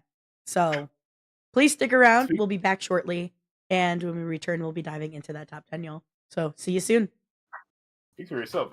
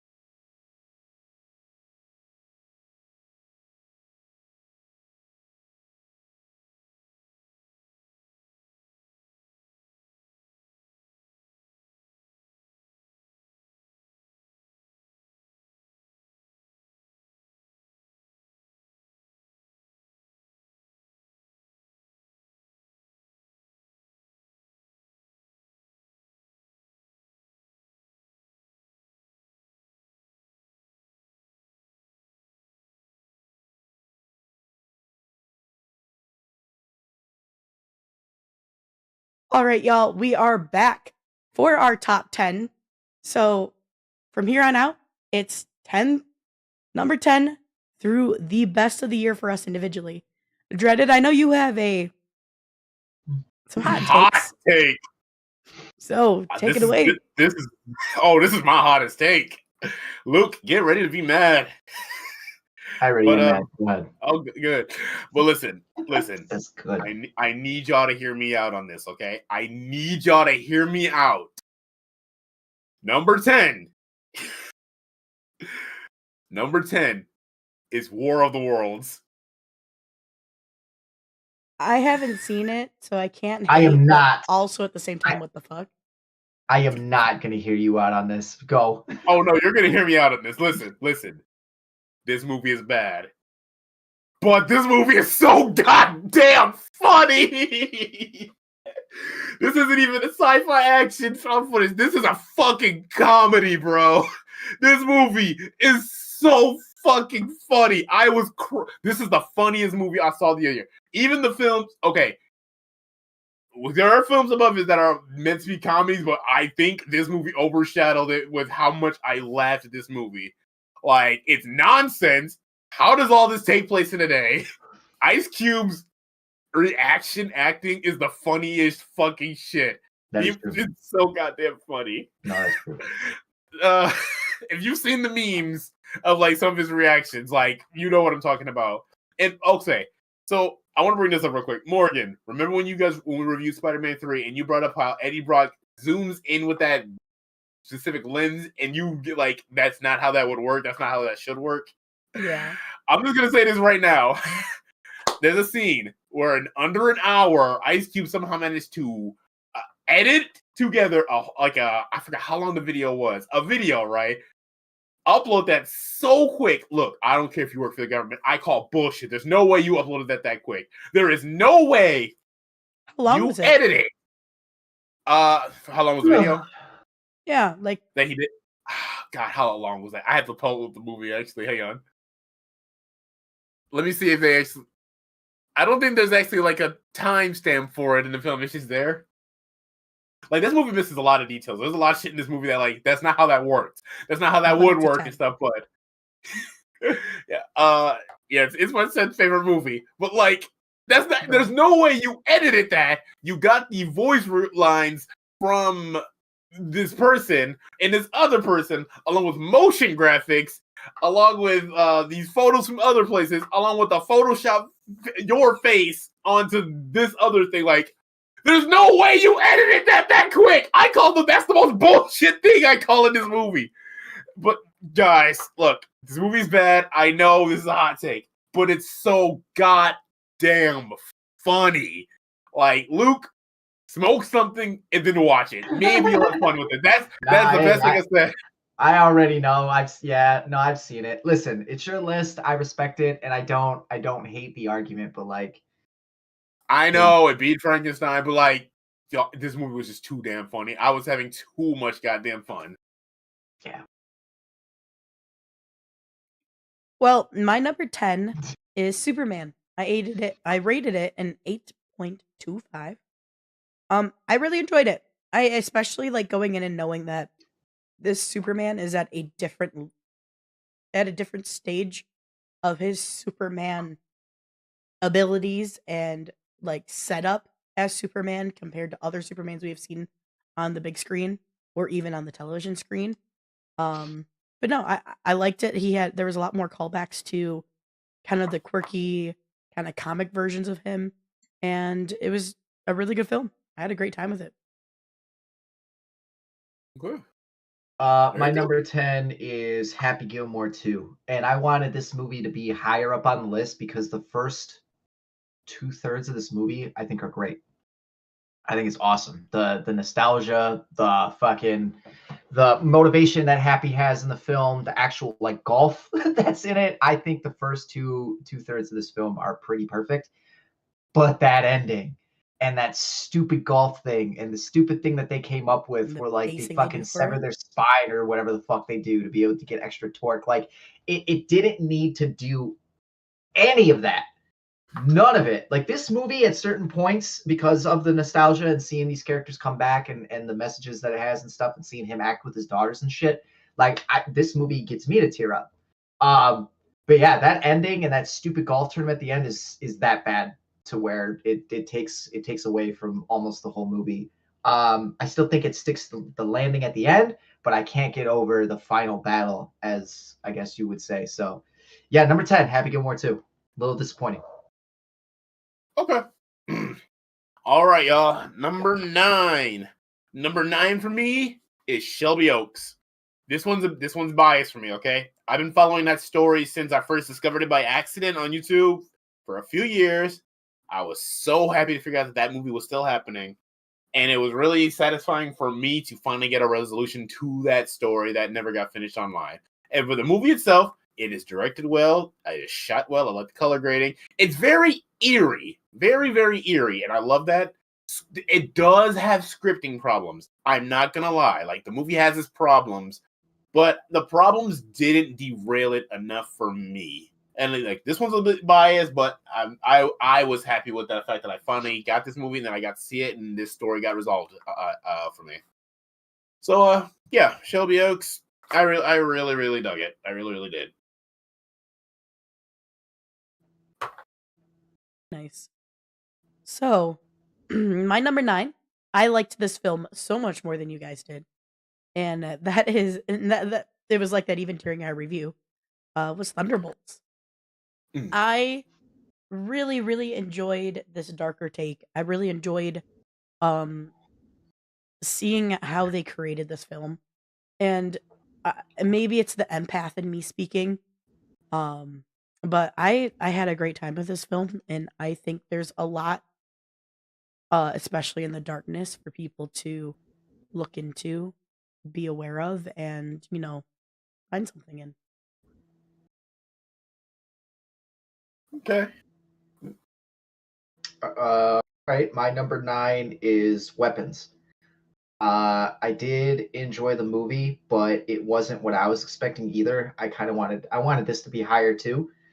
I agree with everything that you guys said. It is unintentionally hilarious. I do enjoy a good witch movie, and I did enjoy the lore that was behind it and the Mhm. bad guy, even though I think we saw her way too fucking much. Um, and it almost sticks to the landing, but as far as the other horror films that I had seen this year, this is probably the best one in my opinion. And especially going into, was it Zach Kreger?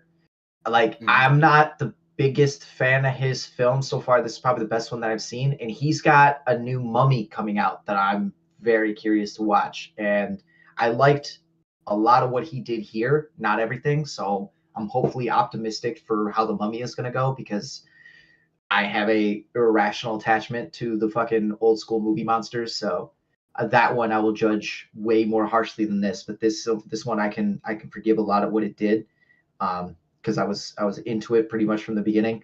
But yeah, the switching perspectives I don't think was necessary. But it's still, I mean, whatever, it did what it was supposed to do.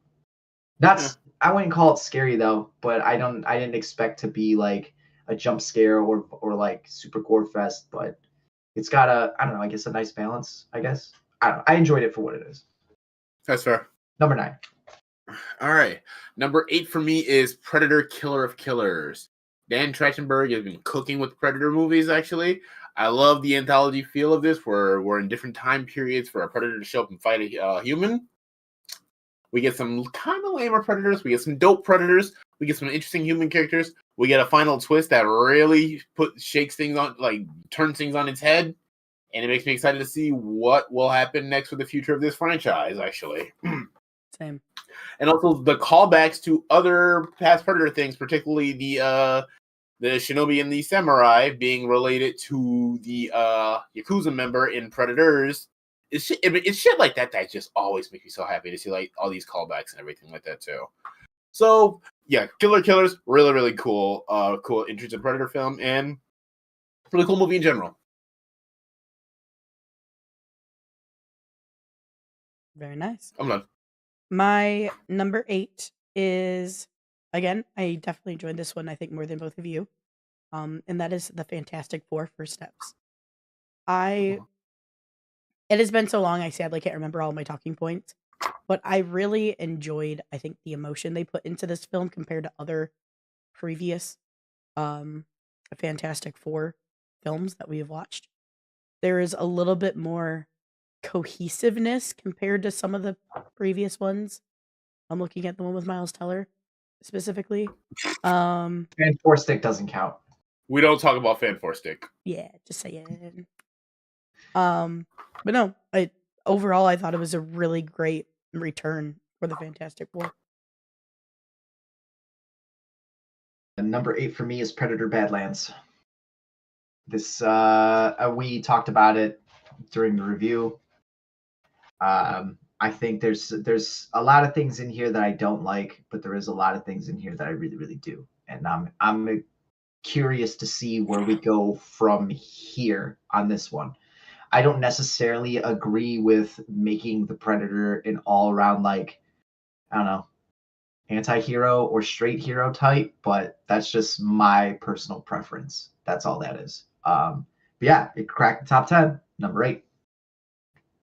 All right. My next two movies are a couple more Hear Me Outs, but I actually have more confidence about these two, at least this next one for me, because number 7 for me is Captain America: Brave New World. I really, really like this movie, actually, a lot more than I was ready to think I was gonna. Now, oh god, piece of hair on my tongue, disgusting. The fact that this is an Incredible Hulk sequel, I mean, yeah, I get where that's coming from, but Hulk's boring now, so like, I'm okay with that at this point, honestly. And the one thing I will say is I do wish Red Hulk was kept a secret, because that scene where Ross is on the ship and he nearly turns would have had him like, oh my god, he's the Red Hulk in this film, holy shit. Yeah. But for the most part, I was really into it. I dug it. As much as this is incredible, I like the return, the acknowledgement of the Incredible Hulk. Hey, that happened. I was really into it. I love Sam as Cap. I like what the hell is his name as New Falcon. I was actually more into this film than I thought. At least me and Raven both were, actually. We were both actually glued to the screen, really, really enjoying our time watching it, actually. And I really do like the final fight between Sam and Red Hulk, actually, as well, too. It surprised me, too, because I thought that was going to be the mid-movie fight. I didn't think that was going to be the finale. But I liked it. I think marketing kind of did this movie a little dirty with that, but for what it is, I'm like, yeah, I really fuck with it. Yeah, that's so yeah. Brave New World. That is going to be one of my new most underrated MCU films that I'm going to defend. I'm really going to defend that movie. All right, my number 7 is probably lower than I think both of you would expect it to be. But my number 7 is actually Avatar: Fire and Ash. Okay. I really enjoyed this film because I'm gonna go a little bit into it since we didn't get to review it. I really enjoy this film. I enjoy what we get from it, because The Way of Water was 100% setup, and it was definitely a setup for this film, and the stakes were definitely raised. They were definitely higher. There was a lot more action, if you will. There was a lot more going on in this one. I do wish we got a little bit more of the encompassing world. I still feel like we were a little stuck in the one areas that we had been in the last two movies. But that aside, we only have more of the world to explore from here, because we do know there's going to be more films. Let's be honest.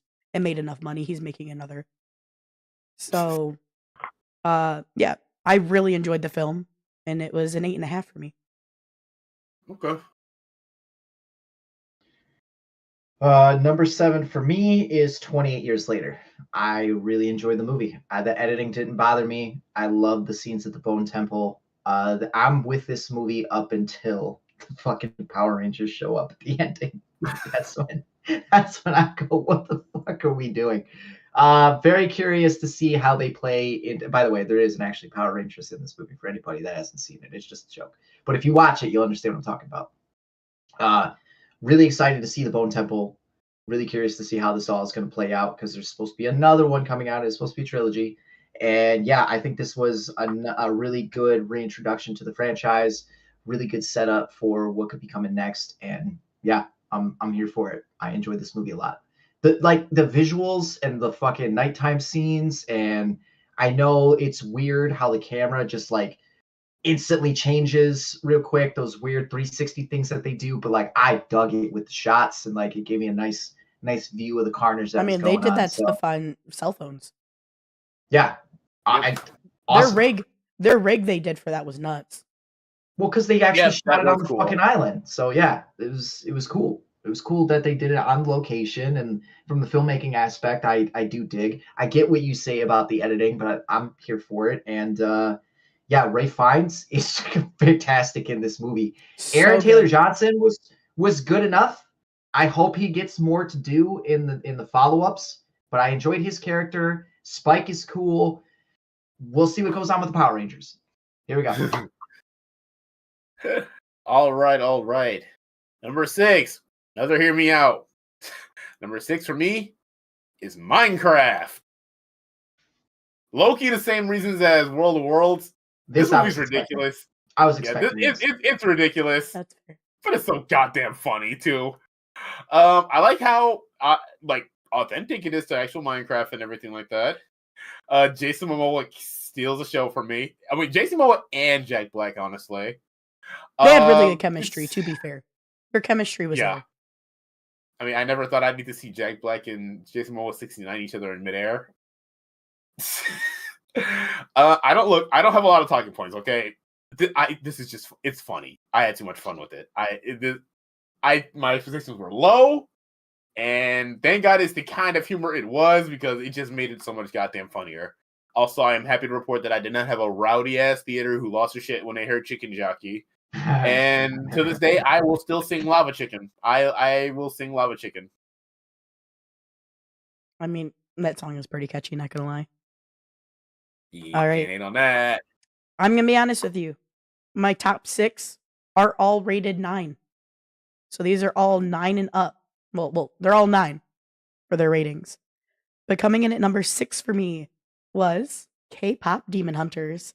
I had Damn it! I thought I was gonna hit top 5. Damn! honestly dreaded it. Almost did. It almost did.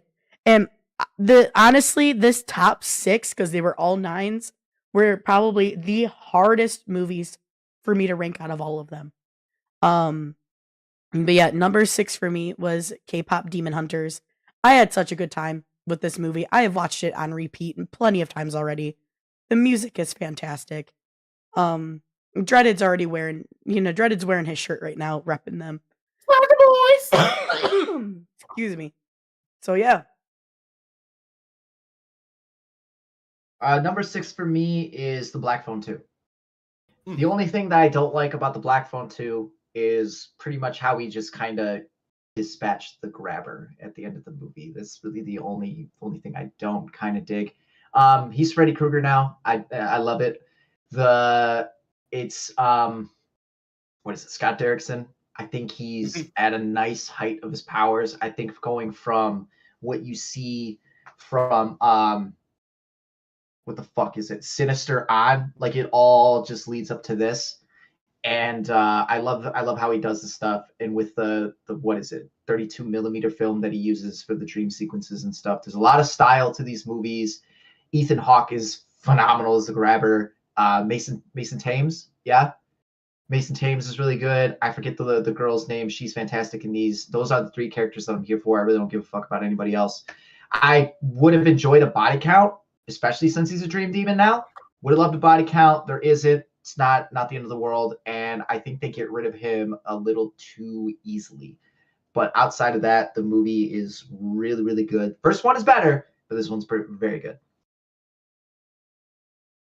Okay, now we've hit the top 5. Top 5, ladies and gentlemen. These are our 5 favorite movies of the year.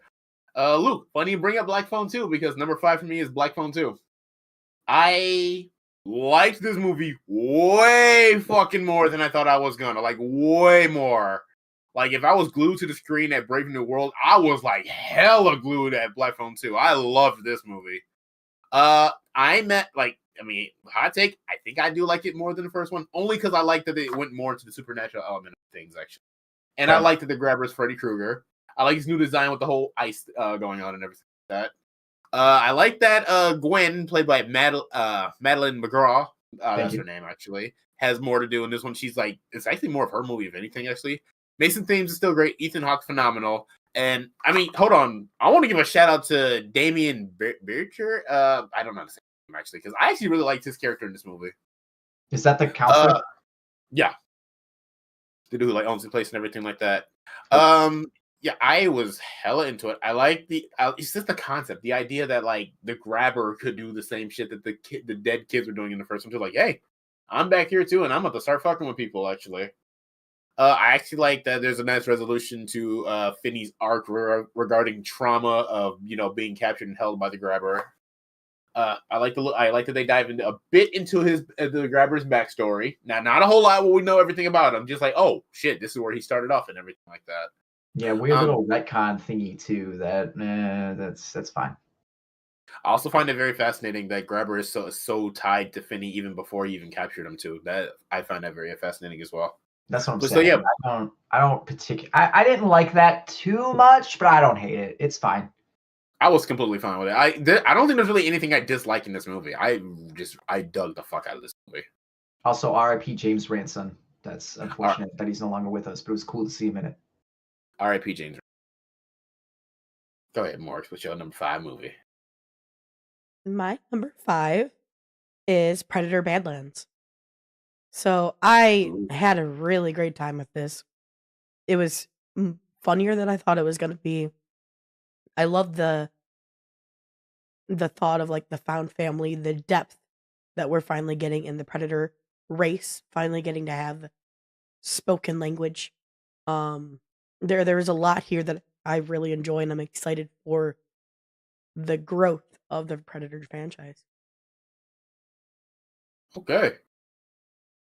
My number 5 is Final Destination Bloodlines. I love this movie, and it's for the reasons that I mentioned in our review. This is the one that just embraces what it is. It's just fucking insane, and it's goofy, and it's Fast and Furious for horror fans, in my opinion.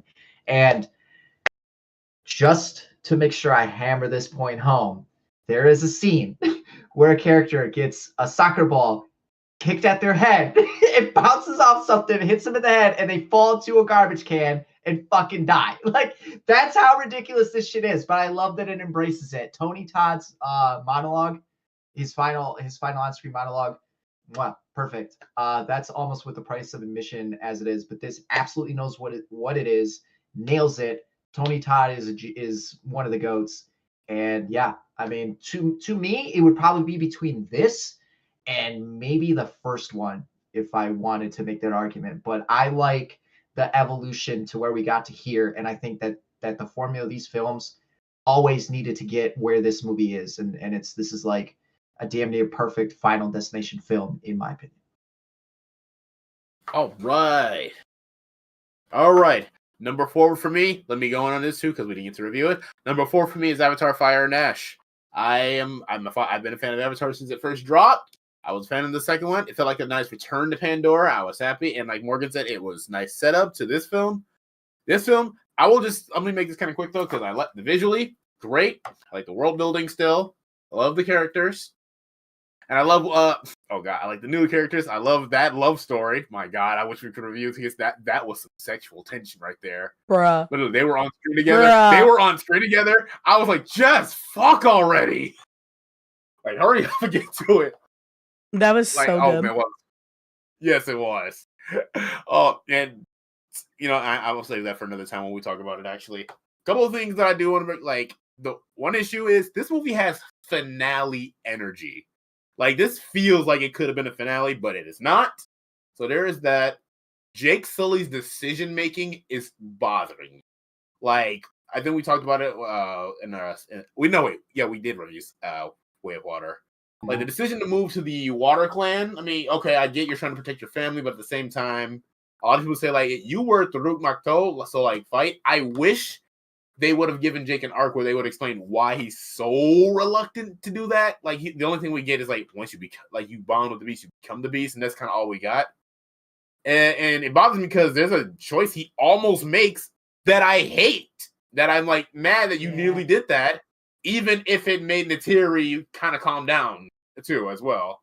Also, I do love that scene for Neytiri's growth and realization, though. Yes, that is why So I like it, but I don't like what Jake nearly did. That made me upset. yeah, Also, shout out to Spider. I really like Spider. Shout out to Giri, and we got to see Awa. That's so cool. So yeah, that's just keeping it brief and everything like that. And also Quaritch and Varang, that sexual tension was strong. She was looking at him like, "Ooh, you strong." And he's looking at her like, "Yeah, I am." I wish we could have seen that sex scene. I wanted to see that actually. As soon as he said, "But you need an equal," I was like, "Yep, that's it." He just sealed the deal. Yep. Start clapping them cheeks. Hurry up already. Yep. All right. So number 4 for me, I had to do a lot of work to not let biasness take this one. But number 4 is How to Train Your Dragon. Okay. How to Train Your Dragon for me is always going to have a beautiful, special place in my heart. Honestly, the live action was fantastic. It stayed very true to the original. There are some scenes they cut out that were very short scenes that I wish they had left in because it shows a bit more of Hiccup's growth into bonding with not only Toothless but other dragons.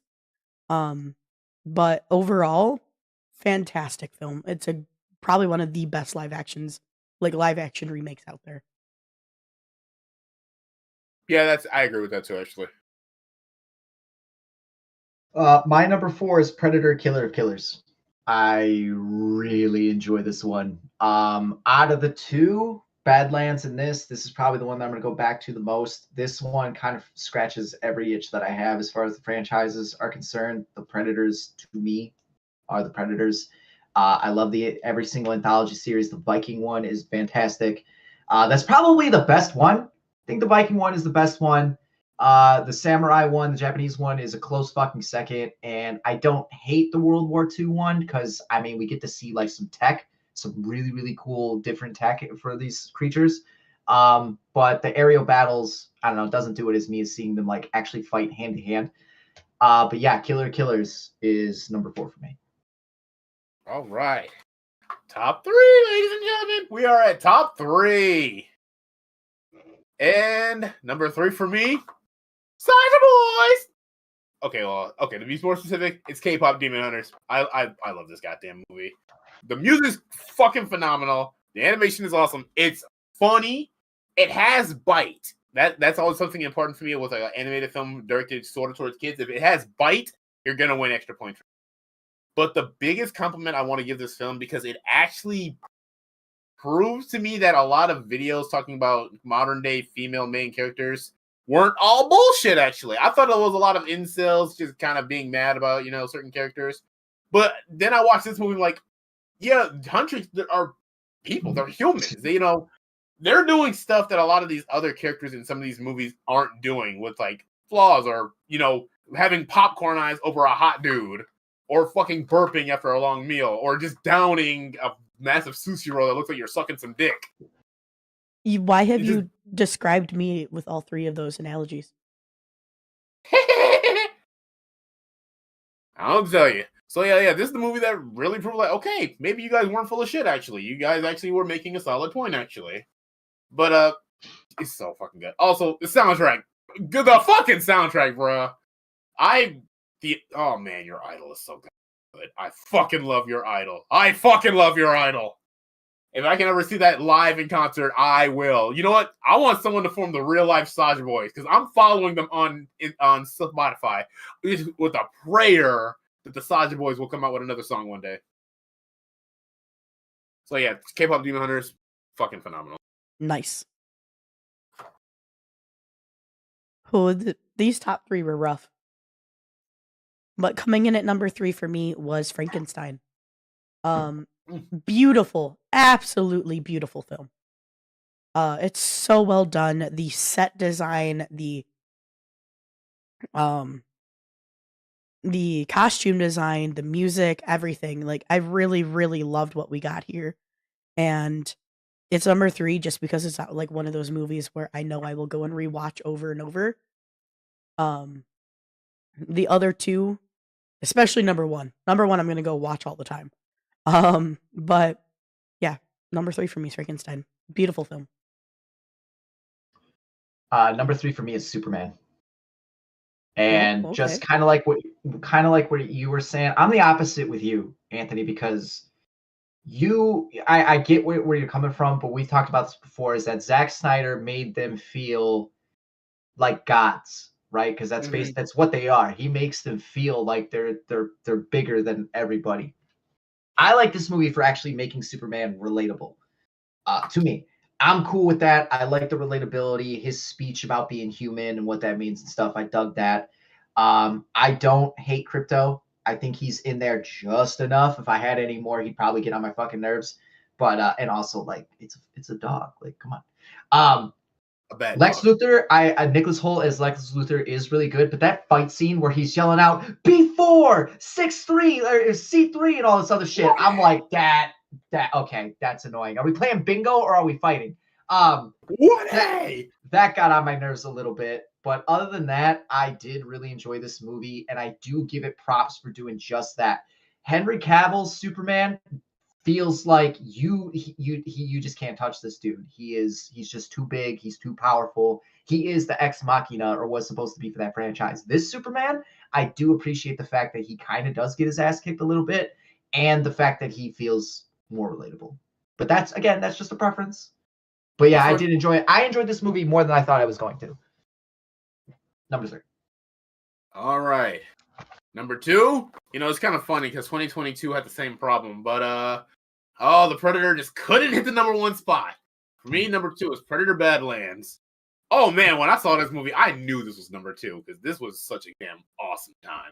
This movie is just goddamn awesome. I love having a Yautja as a main character. I love Deck. I like his buddy. I like him with Thea. Love the action. I like the world. My God, that world is so awesome. I like the Callus. I love Deck.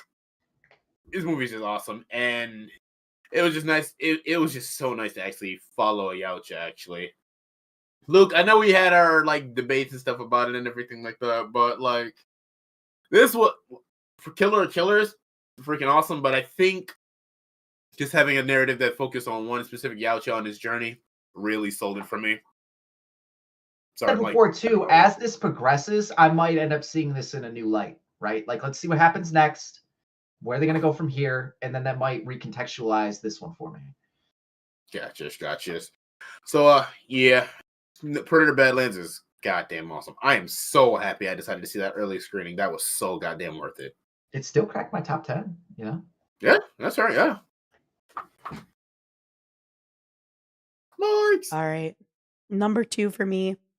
I love this film. The filmmaking that they went into this, the story, the life. Number 2 for me is The Last Breath. It has an amazing cast, and the emotion and the genuine just telling of a true story in a way that is so like it is called The Last Breath, and you're literally there holding your breath. It is a captivating film that keeps you on the edge of your seat when most of it's just a man trying to survive in the ocean. Like it's I don't know, the cast was phenomenal with one another. Obviously Woody Harrelson, I love that man, but everything about that film was great. Gotcha. Number 2 for me is Frankenstein. I love this movie. Hard for me not to. Like I said, I got a weird obsession with the classic Gothic monsters. Mary Shelley's fucking book is always going to be a top one for me. And I have enjoyed pretty much every iteration of the story, from Karloff to De Niro to this. There's 2 things that keep it from being number 1. The first one is there's a couple scenes that are just a little too, in my opinion, self-indulgent or indulgent, whatever the fuck you want to say. Like the whole thing with his statue and being visited by like the god of war or whatever the fuck that is. And Mia Goth in this movie serves like no purpose, Mm. in my opinion. Those are the only two things that keep me from making this movie number one. Whereas like last year, Nosferatu, that was not a question for me. That movie was definitely number one. This one, just for those two reasons, keep it from the number one spot. But otherwise, like this is a great adaptation. Obviously, it's Guillermo del Toro. It's fucking beautiful. It's amazing to look at. Well acted. Oscar Isaacs, Jacob Elordi, kill it. Christoph Waltz, his character's new, wonderful. I like the catalyst that he is to move things forward. The choices that were made for Victor specifically, I am here for. I enjoy the kind of whiny bitch baby that he is and how obsessive he is about stuff. I do dig. Yeah, I don't have really anything bad to say about it other than those two little critiques, but there you go. All right. And now, ladies and gentlemen, we have approached our number one films, our favorite movie of 2025. And I think Luke and I have the same because he hasn't mentioned it yet either. I knew I figured I had it with somebody if it is in fact true. And if it is, then we'll just go ahead and talk about it. All right. Well, for me, my number one, my favorite movie that I immediately knew was the second I finished watching it is Sinners.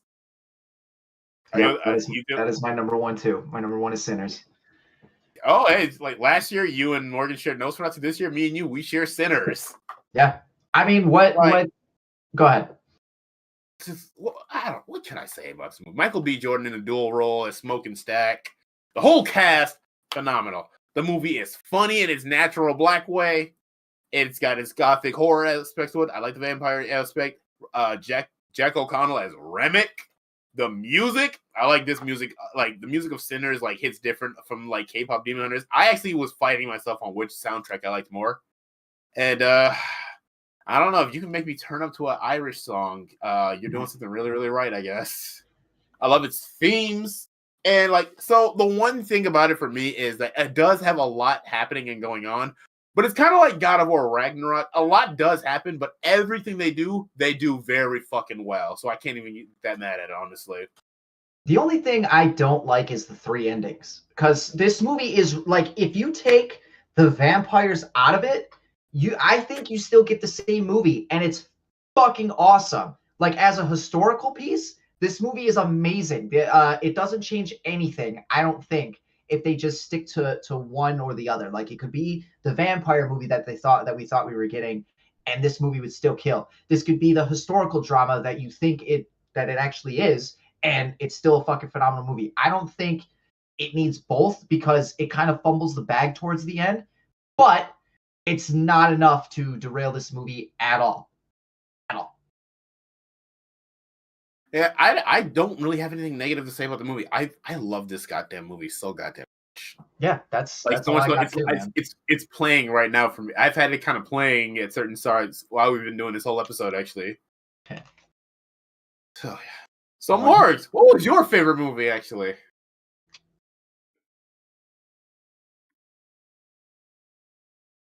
SpongeBob. Now, is Zootopia 2 my best movie of the year?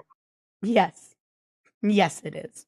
So, holy hell, do I have to say I'm impressed with Disney, and I don't say that often. They really knew that they had to fucking bring it with this film. Because, like, I'm honestly, their big fan base is basically a cult at this point. It's fine. We all want to screw Nick. And it's... Speak for yourself. Speak for yourself. Don't let me in with your furry ass. I said the big parts of their fan group. There's no offense, Luke. I'm a much bigger fan than you are. No, like Zootopia 2 was fantastic. They upped the humor. They actually did a lot of raunchy humor that had my mind blown. There's a lot of beautiful emotional depth between Nick and Judy in this one. There's a lot of growth for them as a group as well. I did a lot of work of trying to make sure that when this took number one, it wasn't just me being biased because I'm a massive Zootopia fan. Like there's just so much here that I loved and enjoyed that I will be watching this over and over again, just like I have with the first one. This movie has probably the most rewatchability for me out of the entire year. and I'm very excited to see where we go with Zootopia 3. All right. And I believe Excellent. that is it, y'all. That is our list. Yeah, no, I shout out to the seven people that hung out with us the entire time. I mean, we had a steady 5 the whole time. So those of you that made it through the whole 2.5 hours, and this went pretty good. Thanks guys. I'm impressed with how we pretty much got through these in a pretty much timely manner. I think we did really, really well. Thank you guys for We hanging out with told us him it the would be entire fine. time. He didn't It's believe fucking us, Dreaded. phenomenal. But yeah, those are our top movies, all the movies for Those 2025. are all of our movies ranked for 2025. Yeah, holy shit. And I'll tell you, I mean, I'm well, gonna be minus honest, some for Luke. Like, I'm not mad that I missed a few, but like I'm okay that I missed a couple because I don't want my list to be in the 40s. Like, be here all night. One of these days it's gonna happen. But no, I got a new formula for how I'm gonna do this stuff now. I'm gonna get these two to keep me on track with that when we're watching movies, so I can make sure I get every single one of these on here. We'll see how that goes. But this was fun. This was fun. We do this every year. We look forward to this every year. Guys, how do you feel about a list? Is there anything egregious that any of us said? Like I got Jurassic World way ahead of you guys. I have World of Worlds as a top 10 movie. Look, I get why you trolling son of a bitch, but I'm not trolling. Leave it alone. It's just that fucking funny. It is just that fucking funny. Those clips are hilarious. But again, like I know I, for one, love to bring up when a movie is just a giant ad. That movie is a giant ad. That is true. I don't want to hear anything about it. Oh, no. I am not denying that. Amazon saved the world, pretty much. Yeah, there you go. That's how we beat the aliens, fucking Amazon. But I had a blast. This was great. Thank you guys so much for doing this. And yeah, here's to a fucking great 2026. We have some good movies coming out. Yep. It's gonna be interesting. Let's see how they hold up. All right. Anything else you guys want to say before I sign off so Morgan can say her voice? Yeah, I also got to get off soon because I got to get up at 6 in the morning, actually. Gross. Okay, great. Thank you guys very much. As always, don't forget the popcorn. Follow us on socials: Instagram, X, Blue Sky, Facebook. Morgan, did I miss anything? LinkedIn, as well as Threads. And Threads. We try to announce what we're gonna do ahead of time, so pay attention to those. Yeah, what are we doing next week? Any thoughts? Are we doing the game show? The game show is right. Not next week? Nope. Okay. She's out of town. All right, well, we'll figure out what we're going to do next week. So stay tuned to the socials. We'll post that as soon as we figure it out. Yeah, don't forget the popcorn. Everybody have a good night. Thank you so much for hanging out with us, and we look forward to seeing you again on the next Wannabes podcast. Bye, guys. Bye, Laters.